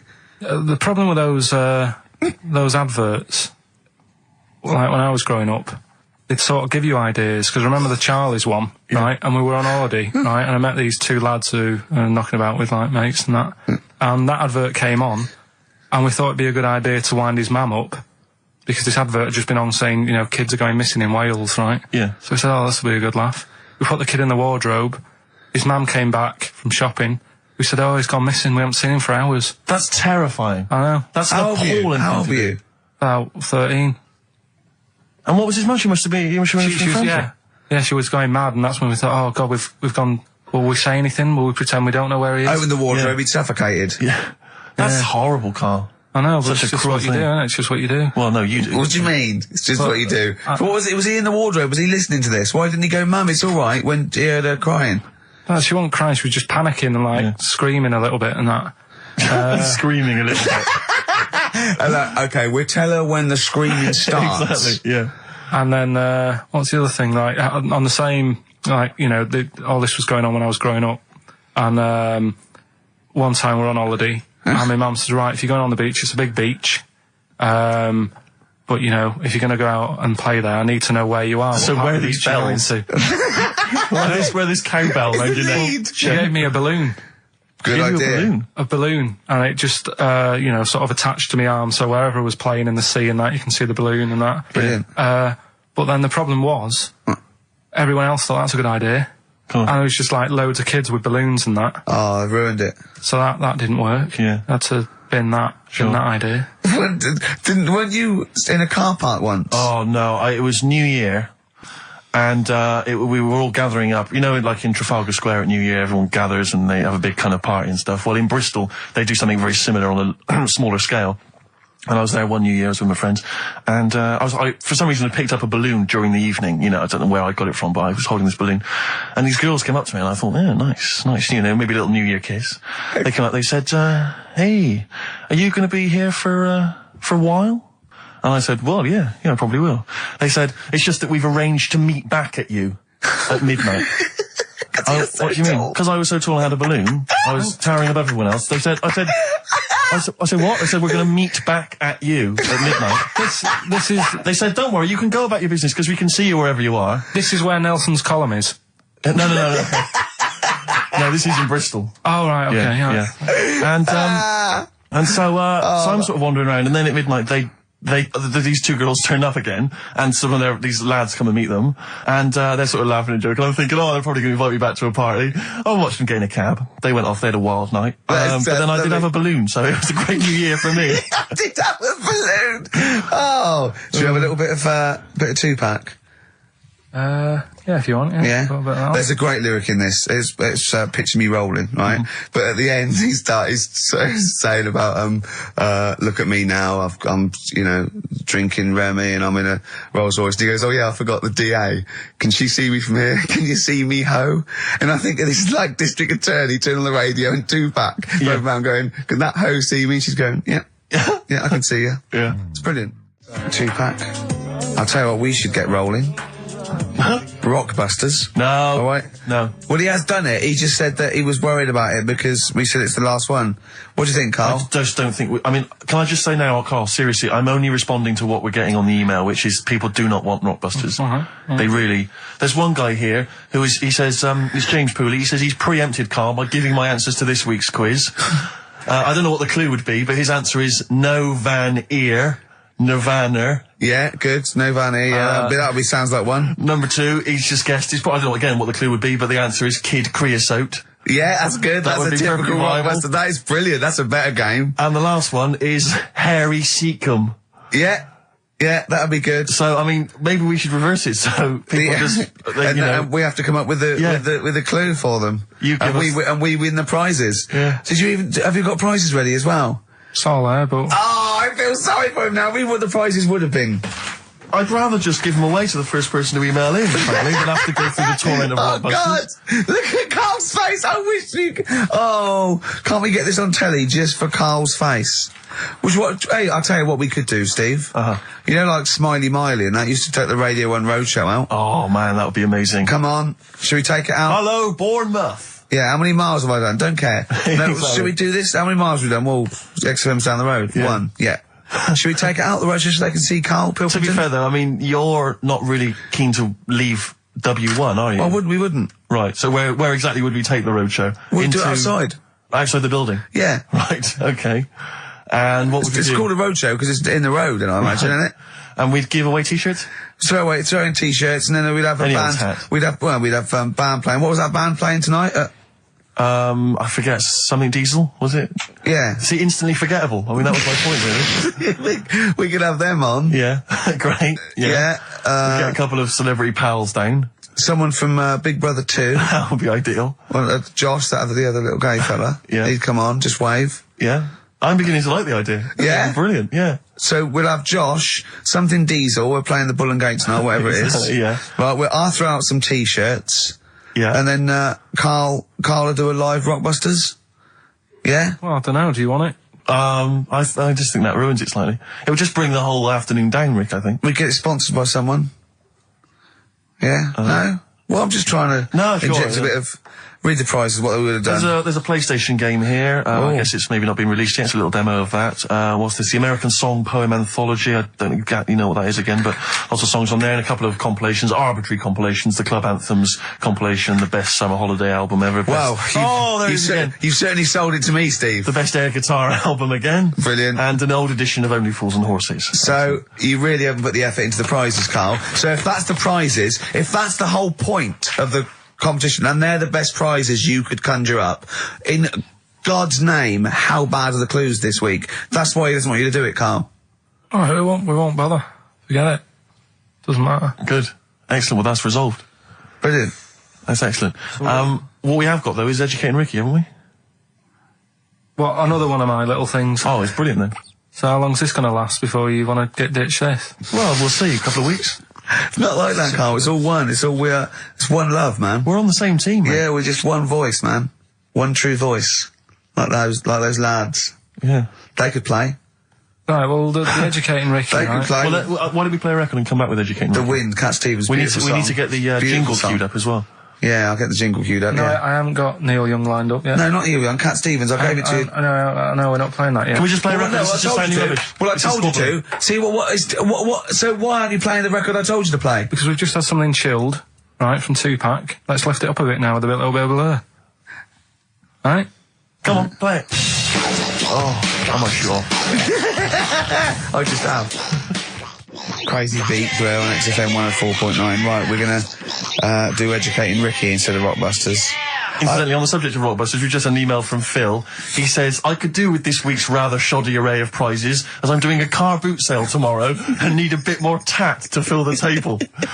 Probably send it we through. might as well do it anyway. Yeah. But Educating Ricky, it was a feature. Well, actually, about a year ago, I started a feature called Educating Carl, because we found out he had 1 E at O level at history. And I'd educate him on things like Rasputin, things that I thought he'd be interested in, Winston Churchill, some of the greats, some scientific facts. And then I said, it's your turn. And he started telling me about people born without legs.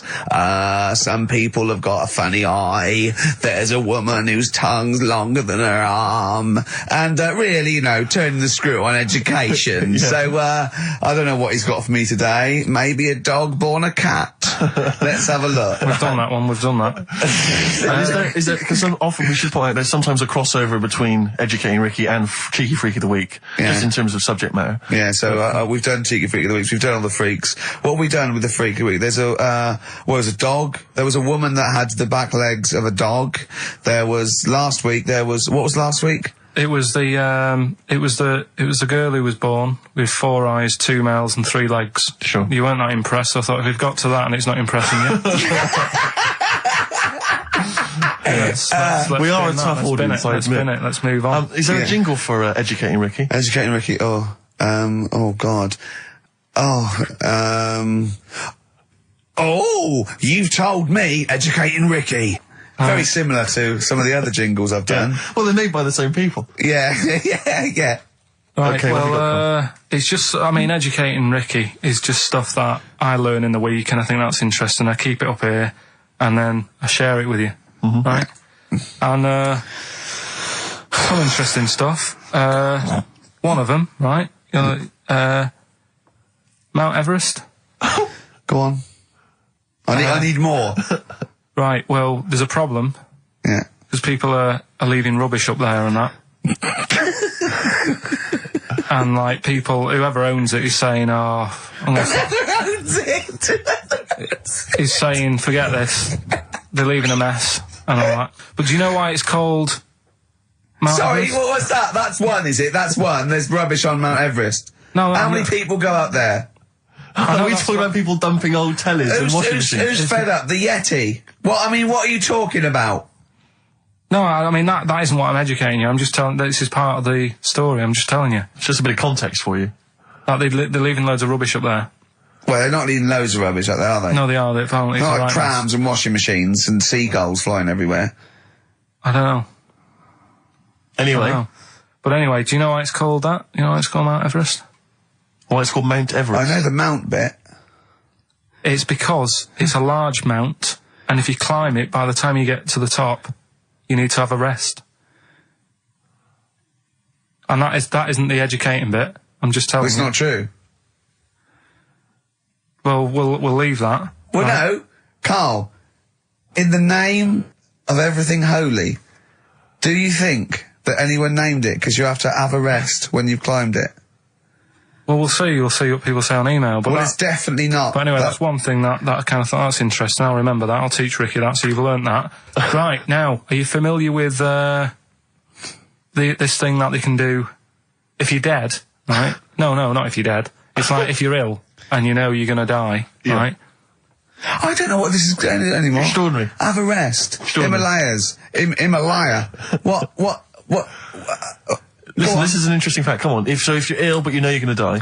Yeah, you can have this thing done in Detroit where you get put in a fridge. Right. And if they work out, what's wrong with you in 20 years' time, they go, right, that fella is in the fridge. He had that. We can sort it. Let's get him out. And they sort you out. Yeah. Is this the first time you've come across this idea? Yeah, I read it the other day. I didn't know You've about never it. heard of this before? It's called Cryogenically preserved. Good, innit? They put you at sort of like sub-zero temperatures, so stop all cellular activity. So do you stop aging at that point? Yeah, it's suspended animation. So, well, what's the law on it, right? Because say if I had something, right? Yeah. And I said, put me in a fridge, and when you've got the cure and that, wheel me out, sort me out. Say if they did that, Yeah. and it was like 40 years, Yeah. and in 40 years' time they get a cure for me. Yeah. Would I have to stay with Suzanne? Because she'd be 70. Do you mean what are the rules? Should you be allowed to date a younger woman? Well, it's not fair, is it? It's like good news, we sorted you out, but... I don't think she'd mind. I reckon she'd have the best 40 years of her life. Yeah. And plus, they're never going to find a cure for what ails you.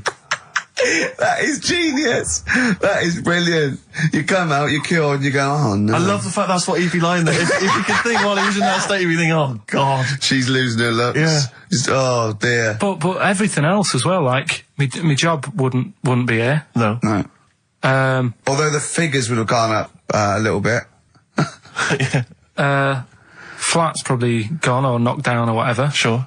Yeah. Most of my family would be dead. Yep. So what's the point? What? How do you know about it? Who's done it? Well, famously Walt Disney, apparently. I mean, Walt Disney actually did die, but had his body preserved so that should they one day be able to bring back people from the dead, they need Walt Disney. they'd think, hang on, who do we have? But with him, nothing is going to change, because when he comes out, Mickey Mouse will still look the same. Sure. Unplug and all that. Play a record. I don't know where your mind is. Play a record. It's brilliant. You just say words. It's the have a rest. 50 Cent in the club on XFM 104.9. So Carl's a little bit fed up today. Actually whinging. I mean, properly whinging. Fed up. Reckons he's tired. Reckons he's overworked here. But do you know what I mean, Carl? Everyone gets tired. Everyone gets tired. Everyone does the same sort of hours to you. What do you do? Sort of 9 till 6, 7? About 9 till 7, 8. Well, no, because a couple of times this week I've sort of met you for a drink about 6. So it's funny, isn't it? That's weird. Some of the times I've come back after it, just for another 40 minutes or something whilst no one's around, try and get stuff done without phones going, without emails coming in. Yeah, we got to do. Can I tell you what I think's a disappointment? You're in a department. You got to do it. I just think it's a disappointment that Karl hasn't been able to put that aside and rise to the occasion. He's only got to do this show once a week. It's I 2 know. hours. It's, I mean, no you and one's I, doing it. we're tired. We've got you've got one job. We've got about 6, and we're still doing it. Do you know what I mean? We still do it. We still. Well, come you're a here. professional, Rick. I mean, that's why you've won multiple awards. Is because you're willing to get up there, even if you're feeling a little bit under the weather, even if you hurt yourself, or you've got an injury of some kind. You're up there. You're doing it. Yeah. You're entertaining. You're providing a service. Yeah. So it's disappointment. Yeah, but I've pressed all the right buttons at the right time. Indeed. Right? That's what I get paid for, yeah. Done that. The adverts have gone out. Sure. You know what I mean? I've made you cups of tea. It's the negativity which is the problem. It's the vibe. You're bringing us down. Bringing us down. And therefore down. the listeners. Therefore the listeners. Bringing us down. If you don't like London, you know what to do. Well. Oh, I'm trying to get out of here, aren't I? We just bought a new flat. That's not the best way. Buy a flat in Manchester, live there. Doesn't matter. I can always rent it out and make a little bit of money. Why don't you sell the flat in London and buy a street in Manchester? Pilkington Avenue. You could literally be the lord, the king of that street. people could come to you like Solomon with their problems. Yeah. Well, he's come up from London. He's got London ways. Now, interestingly, have you heard? Do you remember the famous King Solomon story that there are 2 women arguing over whose baby it is, and they present this to they say this is my baby. And the other one goes, no, this is my baby. So he knows one of them's lying, but he doesn't know which one. And so what does he do? How does King Solomon solve that? How does he figure out whose baby is his? What would you do? They're both white fellas, yeah. Both what? White fellas. Someone 2 women. Right, it's 2 white women. To be they probably weren't, completely white. Yeah, well, whatever. Yeah, they're of the same ethnicity. No, I'm just working out. Right, all right then. So, all right. And don't think about what King Solomon would necessarily. Yeah, it wasn't that easy. No, there's not one tall, skinny white one with big ears, and so's the baby. The other one's a little short Chinese bloke. It's 2 women for a start. Yeah. 2 women. Okay, the baby to look at could be either. He doesn't know which, but he knows one of them's lying, obviously. And is the one lying saying it's hers or saying it's not hers? Right, okay, this isn't worth it, Steve. I'm going to tell you what he said, and you tell me if you think it was good or not. He says, well, then what we do is, as King, he said, what we do is, I'll take a sword, I'll cut the baby into 2, and you can have half each. And one of the women says, no, don't do that. And one of them says, yeah, that's fair. Right. Do you see? So which one was it? Sorry? Well, no, my guess is the one that didn't want it done probably was the mother of the child. The one that didn't mind having the baby cut in half probably wasn't a mother of the child. Why don't you think, you bald little mank twat? Play a record. Well, I'm just, right. Although, it's not a very good solution. No, that doesn't happen in the NHS. The woman who was lying could have come up with something better than, cut it in half. What she should have done is, I'll give it to the other one as well. Yeah.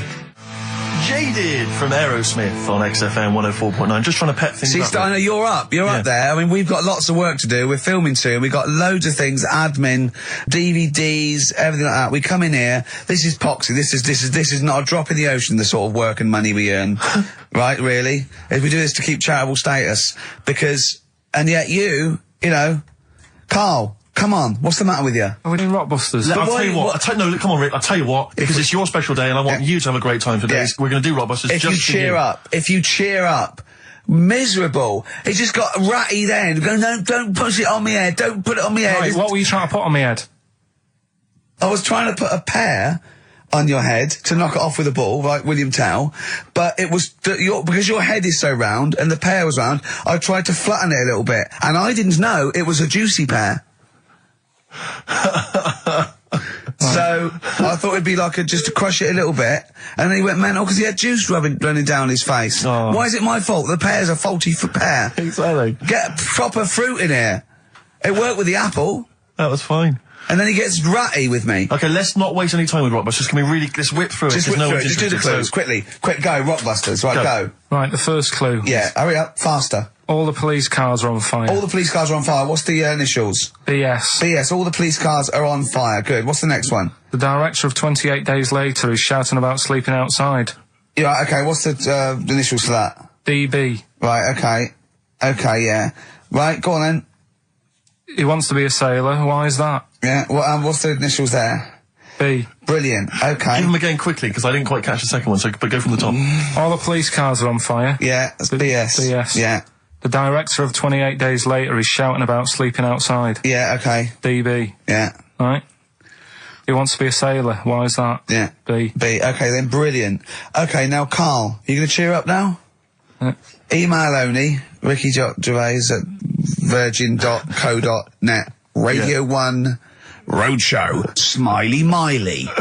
Smiley Miley's mileage game. If anyone remembers that, I mean, here's a man, right, whose job, Smiley Miley was not a DJ, lest me forget. Smiley Miley was the guy that organised the vans that carried the equipment to and from the road shows.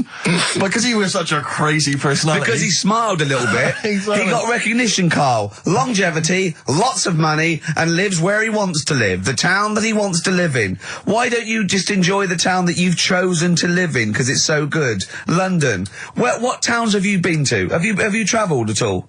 I've been about a bit, yeah. Right, okay, then what towns did you like? Okay, forget Manchester. That's safe. You like Manchester. Right, I'll do the big Stop three. shouting. London, New York, Paris. Okay, you don't like London, even though you live here. Got flats here. Good, excellent. That makes sense. Have you been to New York?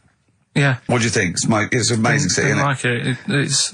It's just noisy, it's smelly. Right, it's the city that never sleeps. Well, I'm not surprised with all the racket and that.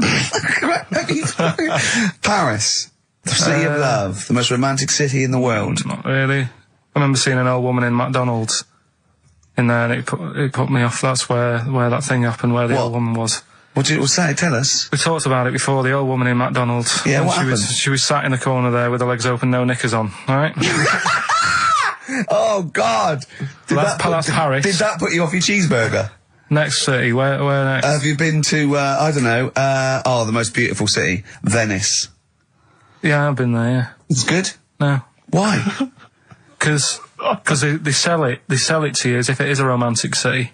Where did you see it? Sold? No, I saw it on, when I was growing up, right? Remember 3-2-1 with Ted Rogers? Yeah, of course. It used to be one of the star prizes on there. Right. And they'd say, let's show you the video, let's see what you're going to, let's see where you're going to be loving it for a couple of weeks. And he'd show you this scene of like the gondolas and all the city lit up at night. Like a man and woman sat on a boat loving it and stuff. Yeah. I went there, bin bags everywhere.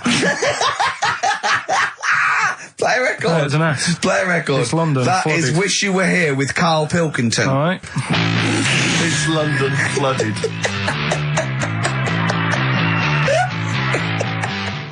Black Rebel Motorcycle Club. Stop. On XFM. Carl's back. He's cheering up a little bit. Because I think he's vented his spleen a little bit on cities around the world that aren't as good as Manchester. So, is any of your family left in Manchester? Because they all moved away, didn't they? You came here. Your dad's moved to Wales, for Christ's sake. Well, your family are all around the... Brother joined the army. Get anywhere. Just take me anywhere. I don't know where he is. His sister's moved away, so no Ireland. one... Yeah, there you go, you see? So, that's just one family. That's one family who love Manchester. Exactly. Alright? Tell you what, Steve. Go on. I did find out in the week. Yeah. World record, right? Person with the longest trump. With the longest what? Wind. Fart. Right. Right? 2 minutes 42 is the world record. Okay. Right? Well, I'm immediately thinking about a relative of yours who I'm sure did longer than Who that. still lives in Manchester. Auntie Nora. Now, Auntie Nora did it for 5 Reportedly, minutes, wasn't it? Starfighter for 5 minutes. But, unfortunately, she was the only person in the room. Whereas I think, which one's alive, Ross or Norris McWhirter? I don't know, actually. He has to be there. Yeah, I think he actually has to He'd be have present. to be there. Would you want to be there? Well, he'd have sort of equipment, looking at his watch, going, finish, you go, yeah, he goes, well, that was 4 minutes. Did she go from like a size 10 to a size 6? Did She show some old dresses. like a hovercraft. Exactly. In a big dress. Yeah, Just slightly off. Yeah. So, it has to be invigilated. But again, you know, how was the Guinness Book of World Records one invigilated? I mean, who was supervising that? Who was He said, monitoring I can fart for 2 minutes. They went, well, we've got to see this. Went round. And, he just probably let it rip. It's probably circular breathing. He's probably sort of sucking in air and swallowing it as he's going. And it's a continuous one, isn't it? It's not like, yeah. I mean, it said, you know, that's how Nora's happened. Me Auntie Nora. She had a little bit of wind. It went on for like 2.5 minutes. Sure. That's when she called me ma'am. As it was still going on. And said, there's something not right here.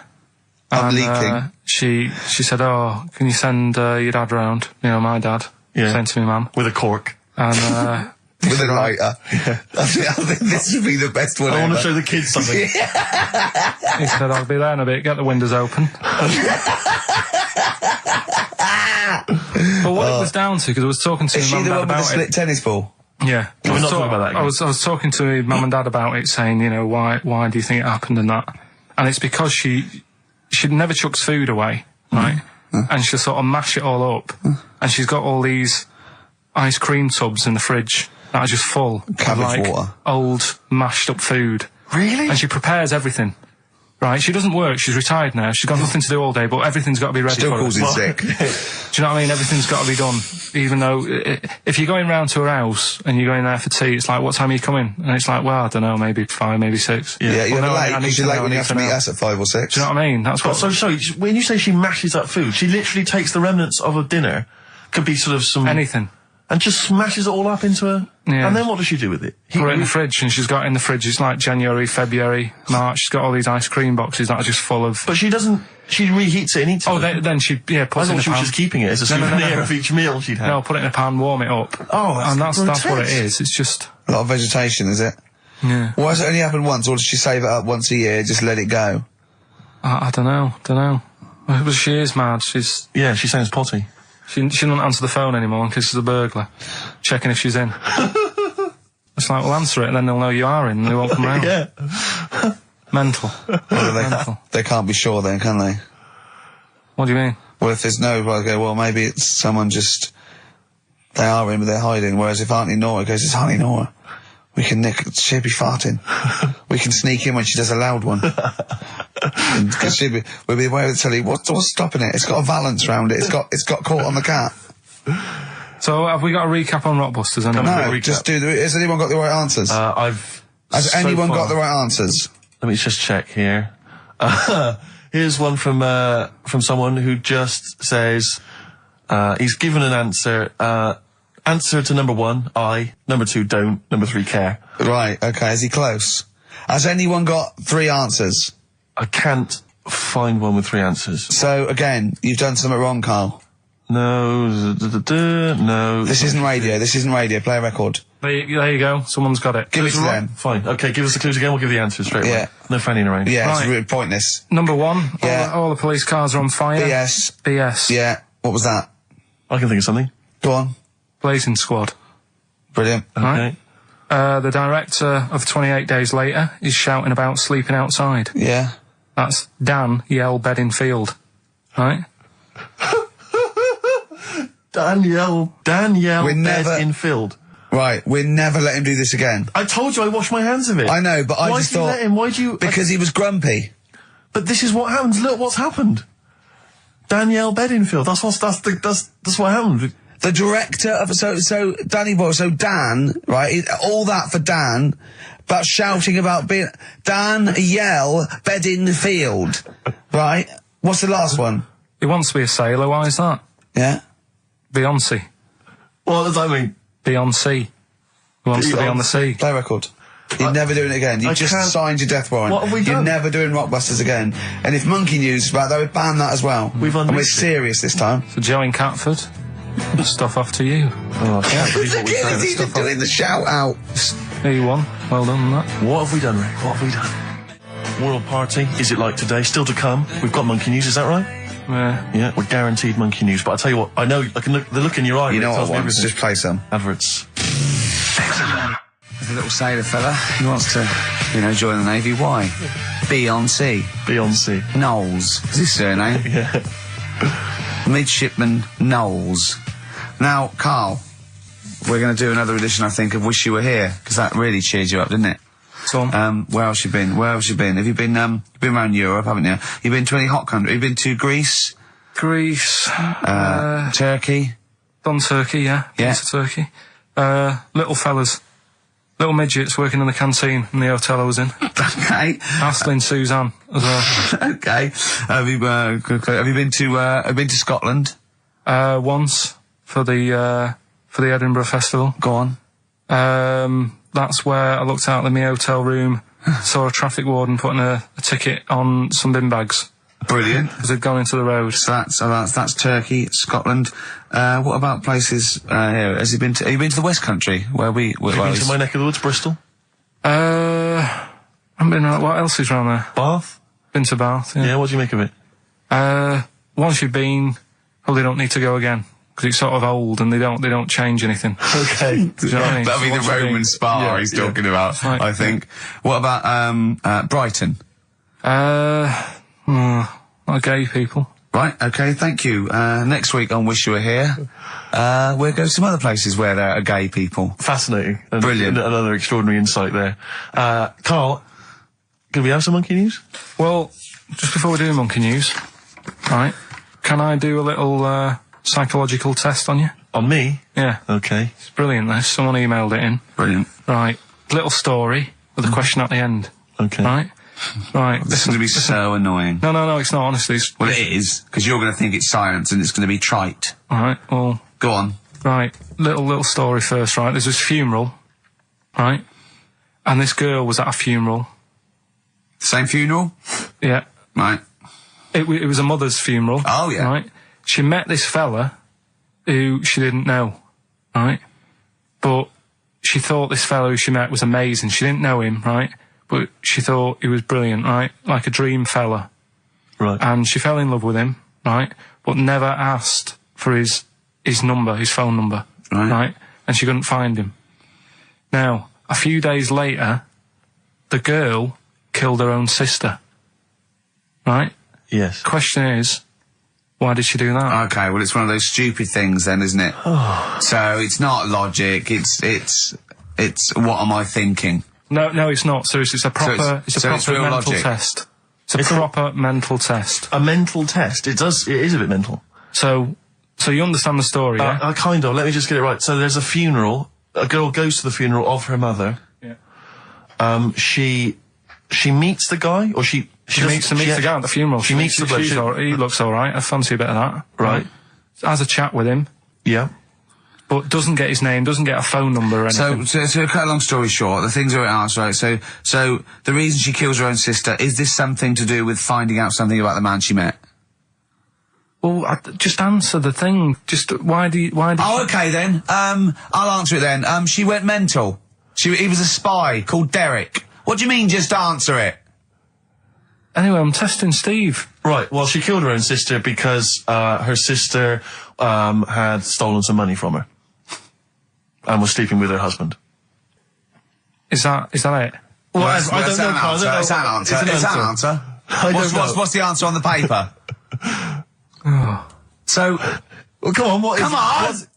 Well, the answer is No, an answer is...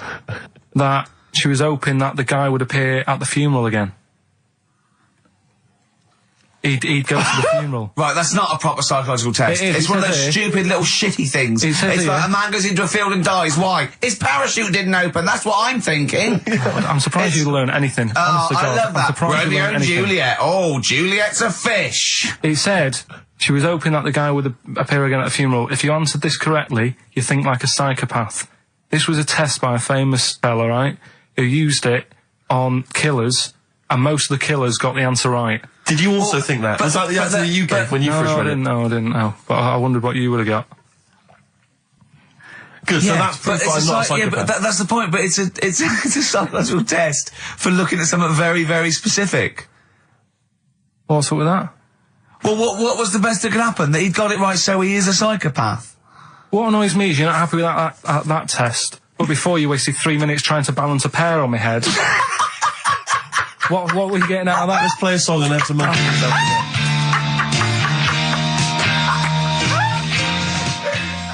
Joe Jackson. Is she really going out with him on XFM? Right, it's the time that most people, I imagine, have been waiting for. Monkey news. Play the jingle. Okay. Oh, chimpanzee that monkey news. Right. Come on. Come on. Should be ready, Carl. That's amazing, isn't it? It's like Nicholas Witchell. The bomb. No, that's not the first. Come on! No, it's always difficult, isn't it, to sort of find something that's good each week, right? Last week, we did the chimp. It is for us, yes. We had the chimps who were running a health spa, Yeah. right?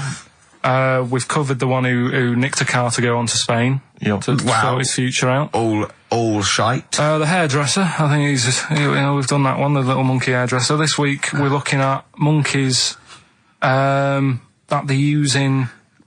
Do you know, like monkeys? They know how like. I've lost the will to live, Steve. Oh well, I don't want to do it. Right? Well, come on, come on. What are monkeys good at? What are monkeys good at? Yeah. Well, running small businesses, cutting people's hair, and driving cars. Yeah, they love Spain. Oh, and foiling bank robberies. Yeah, they're great. Well, something else they're good at, right, is like weighing up the situation.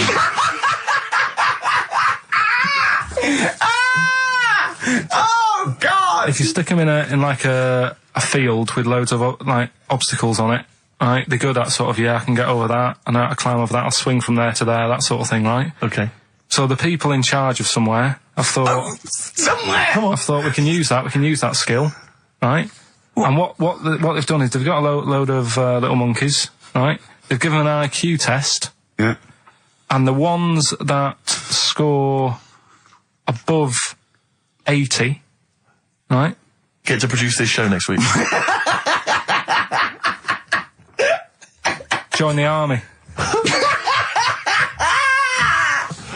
Right. How do they join the army and what do they do? They just, what they do is they set little obstacle courses up for them. They do that. They do a cross-country run. They do, the IQ cross-country test. run? Yeah. Okay. And then once they've done all that, they make them a little uniform, made to measure little uniform. Slightly longer arms, shorter legs than usual, yeah. Yeah.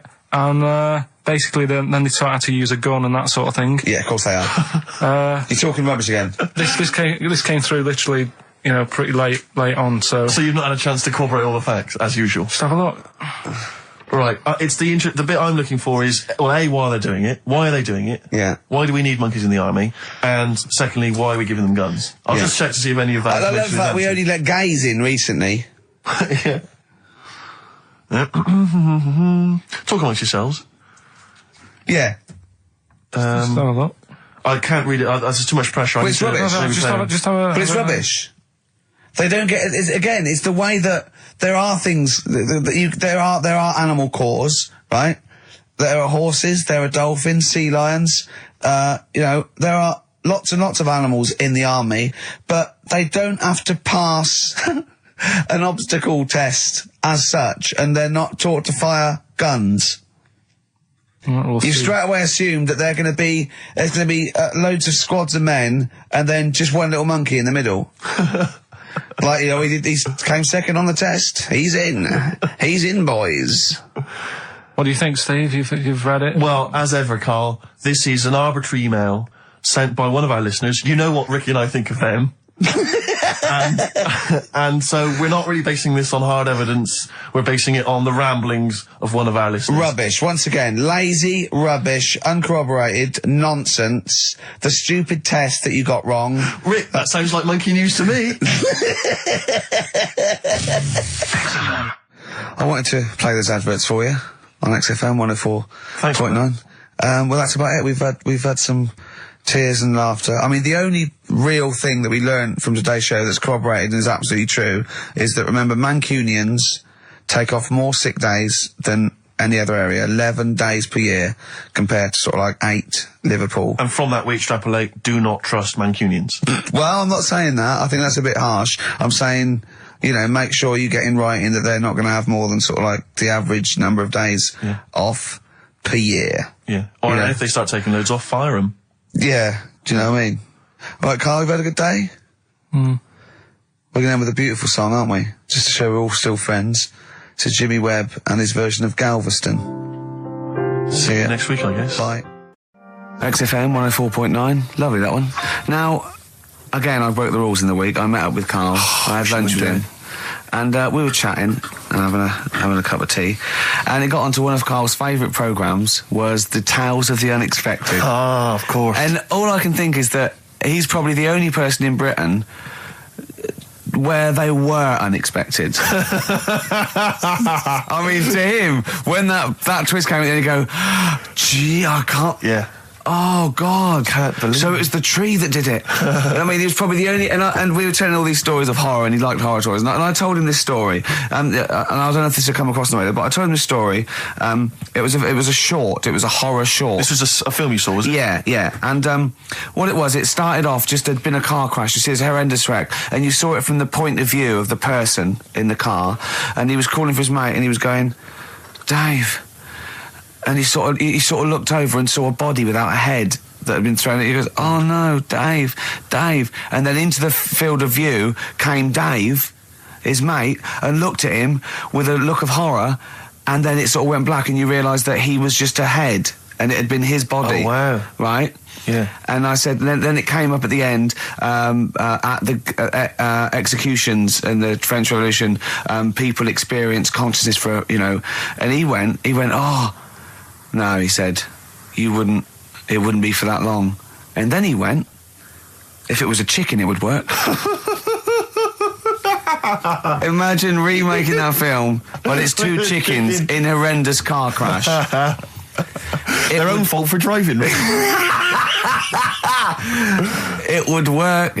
No, he wasn't having that. Yeah. No, it was too long. I think he said, how long was this film? I went, about 5 minutes. He went, no.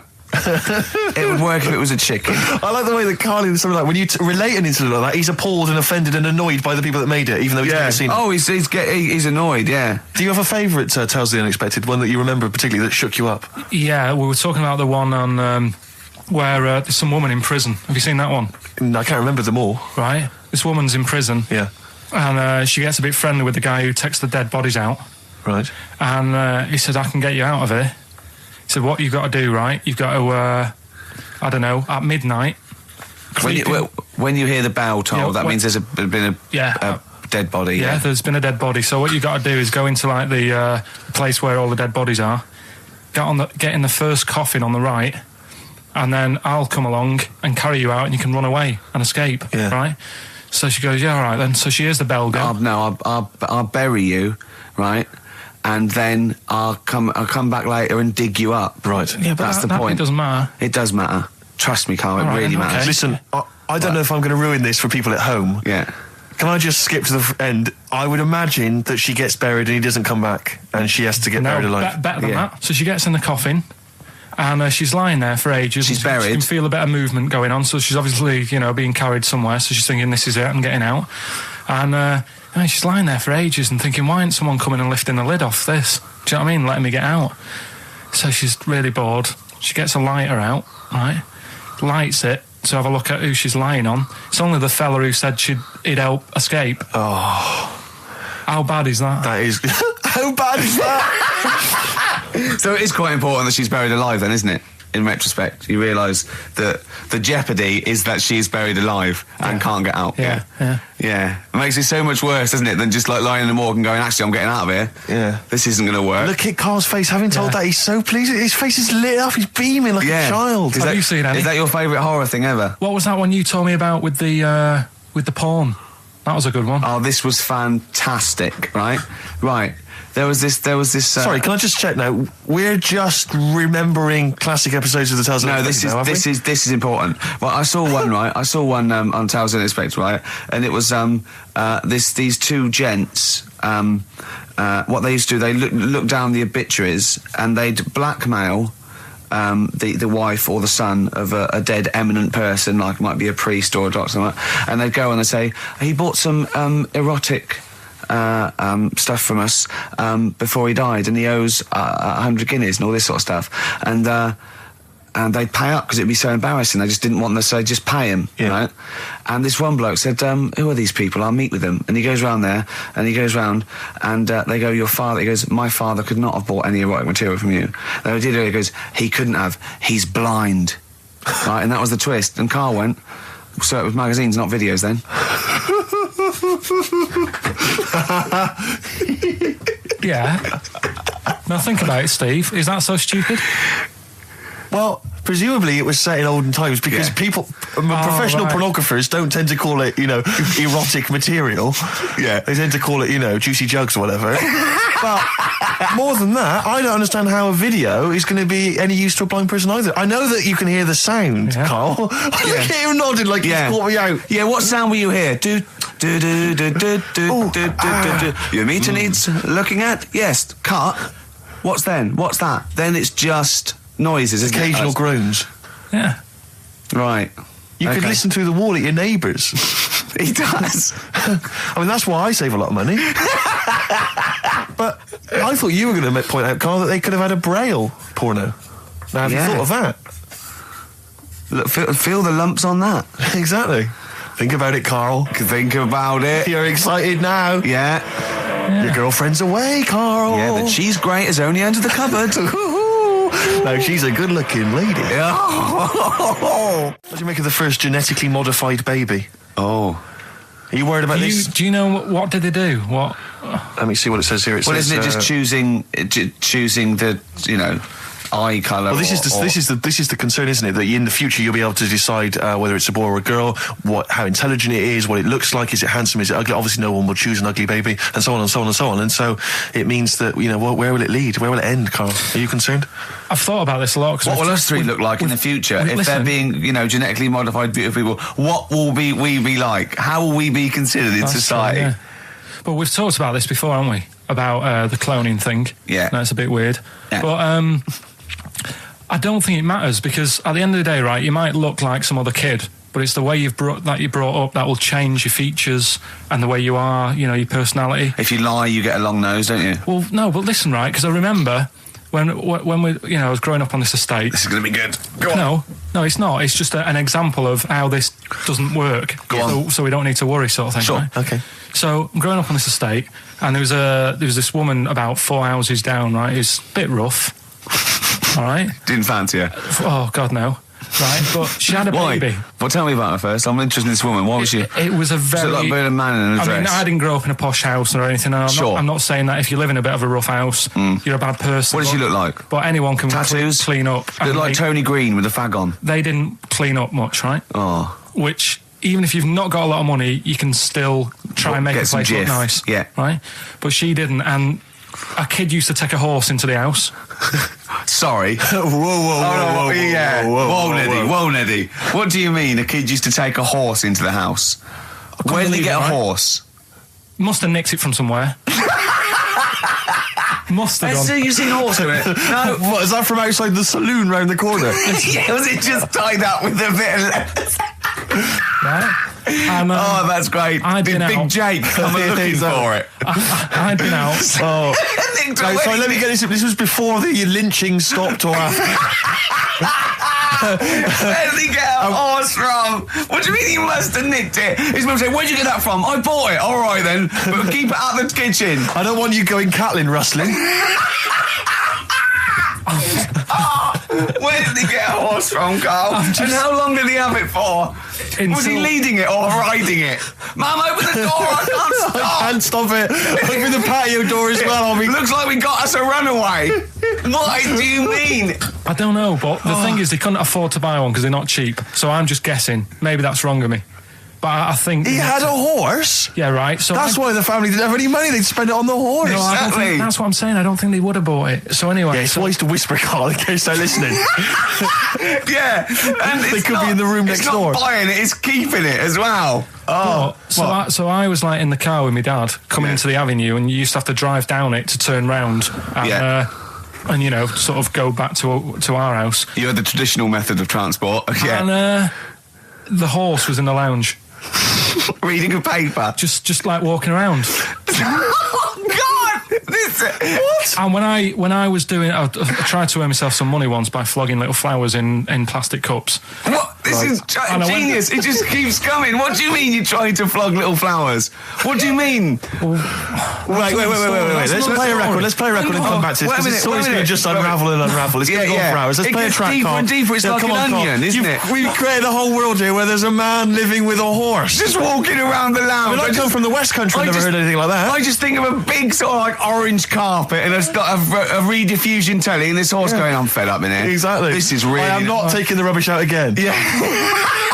Right, play a record. Let's have Velvet Underground. We've got that lined up. Oh, yeah, the God. classic from the first album, I'm Waiting for the Man. Let's come back to the horse in a second. Little flowers in pots. What do you mean?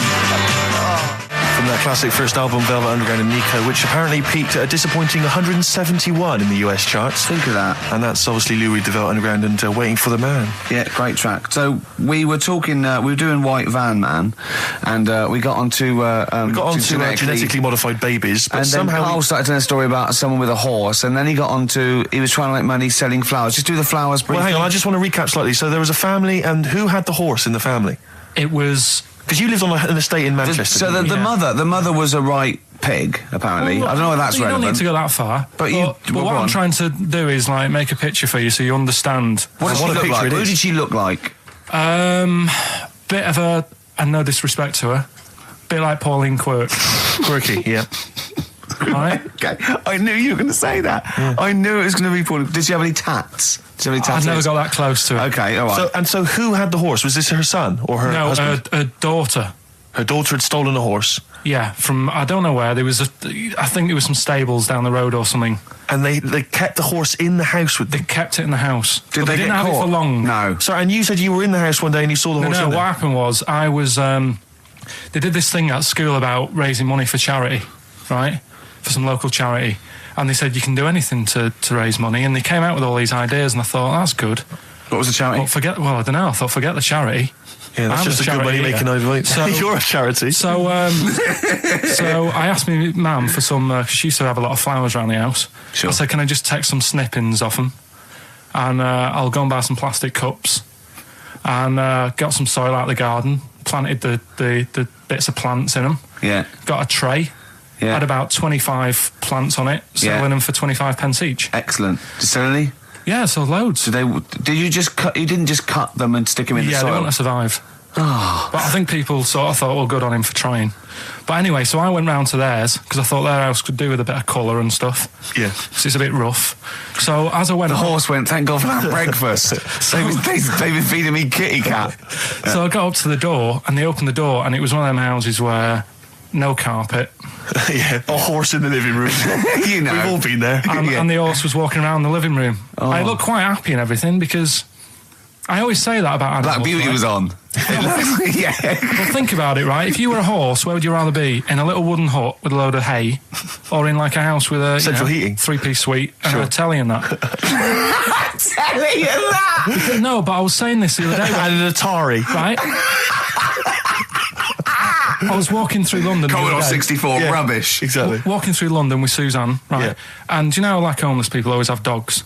And she said, "Oh, I hope she looks after it." And I said, that dog is happier than most dogs, right? Because people always walk past and give it a pat on the head. Yeah. It's with its owner all the time. Yeah. It's out in the open. It's not locked up in a house. Yeah. It doesn't eat, but other than that, no, it does eat though. They're always all right. So that's what I was saying. I think this horse was doing all right for itself. Do you know what I mean? Well, not many horses have got their own house. Exactly. For a start, yeah. Well, anyway, that's by the by. Yeah. So anyway, this family.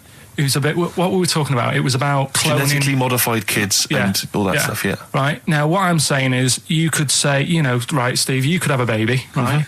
And Ricky could see it and say, God, I want one that looks like that. Yeah. Right. It could happen, Rick. So come on, work with him. So you take it to the doctors, and I don't know what they do. They inject it with something or whatever. Yep, that's how it's done. Yeah. And get a little baby, and there it is. It looks the same. Now the thing is, you separate. You both go off and do your own things. Yep. Right. Now, you look at Stephen. You look after your baby. Yeah. You treat it well. You give it good food and I'm a good dad. all the vitamins and stuff. Yeah. Ricky just gives it cheese. Right. So then it changes its looks. It goes a bit fat. It gets tired easily and that sort of thing. Now, when this family, why am I just feeding a baby cheese? Right, this family who had a horse in their house. Yeah. They had a little baby, and my mum went round and said, "You're not going to believe this, but it's a beautiful looking baby," right? Yeah. And I was like, well, And the weird thing is, it was a good-looking kid, but as time went on, they didn't really look after it. And I'm not saying like abusing it, but it used to run around. It used to play out till like 10 at night. Yeah. It used to chase cars. Right. It was a bit. Did it have hooves? Yeah, no. chase cars. Right. What sort of kid chases cars? Oh God! Was it called Rover? Did it catch sticks? It's Liam, it was called, right? Right. Now, the weird thing is, it was a good-looking kid, but as time went on, and all that, like, not eating properly, and its hair was all patchy. It's not Liam Gallagher, is it? And chasing cars and that, and it became an ugly kid. It's definitely Liam Gallagher. And that's what I'm saying, right? You can clone all you like, but at the end of the day, it's how you brought up. Brilliant. Wow. Life. Wow. That was a hell of a point. Oh God. But am I right? Oh, you're always right, Carl. Finally, White Van Man, what do you make of the fact that Sainsbury's are bringing in square tins? Is that a true? Concern for you? Is that true? Apparently so. Why? Don't know. Like it's easy to stack. This is what the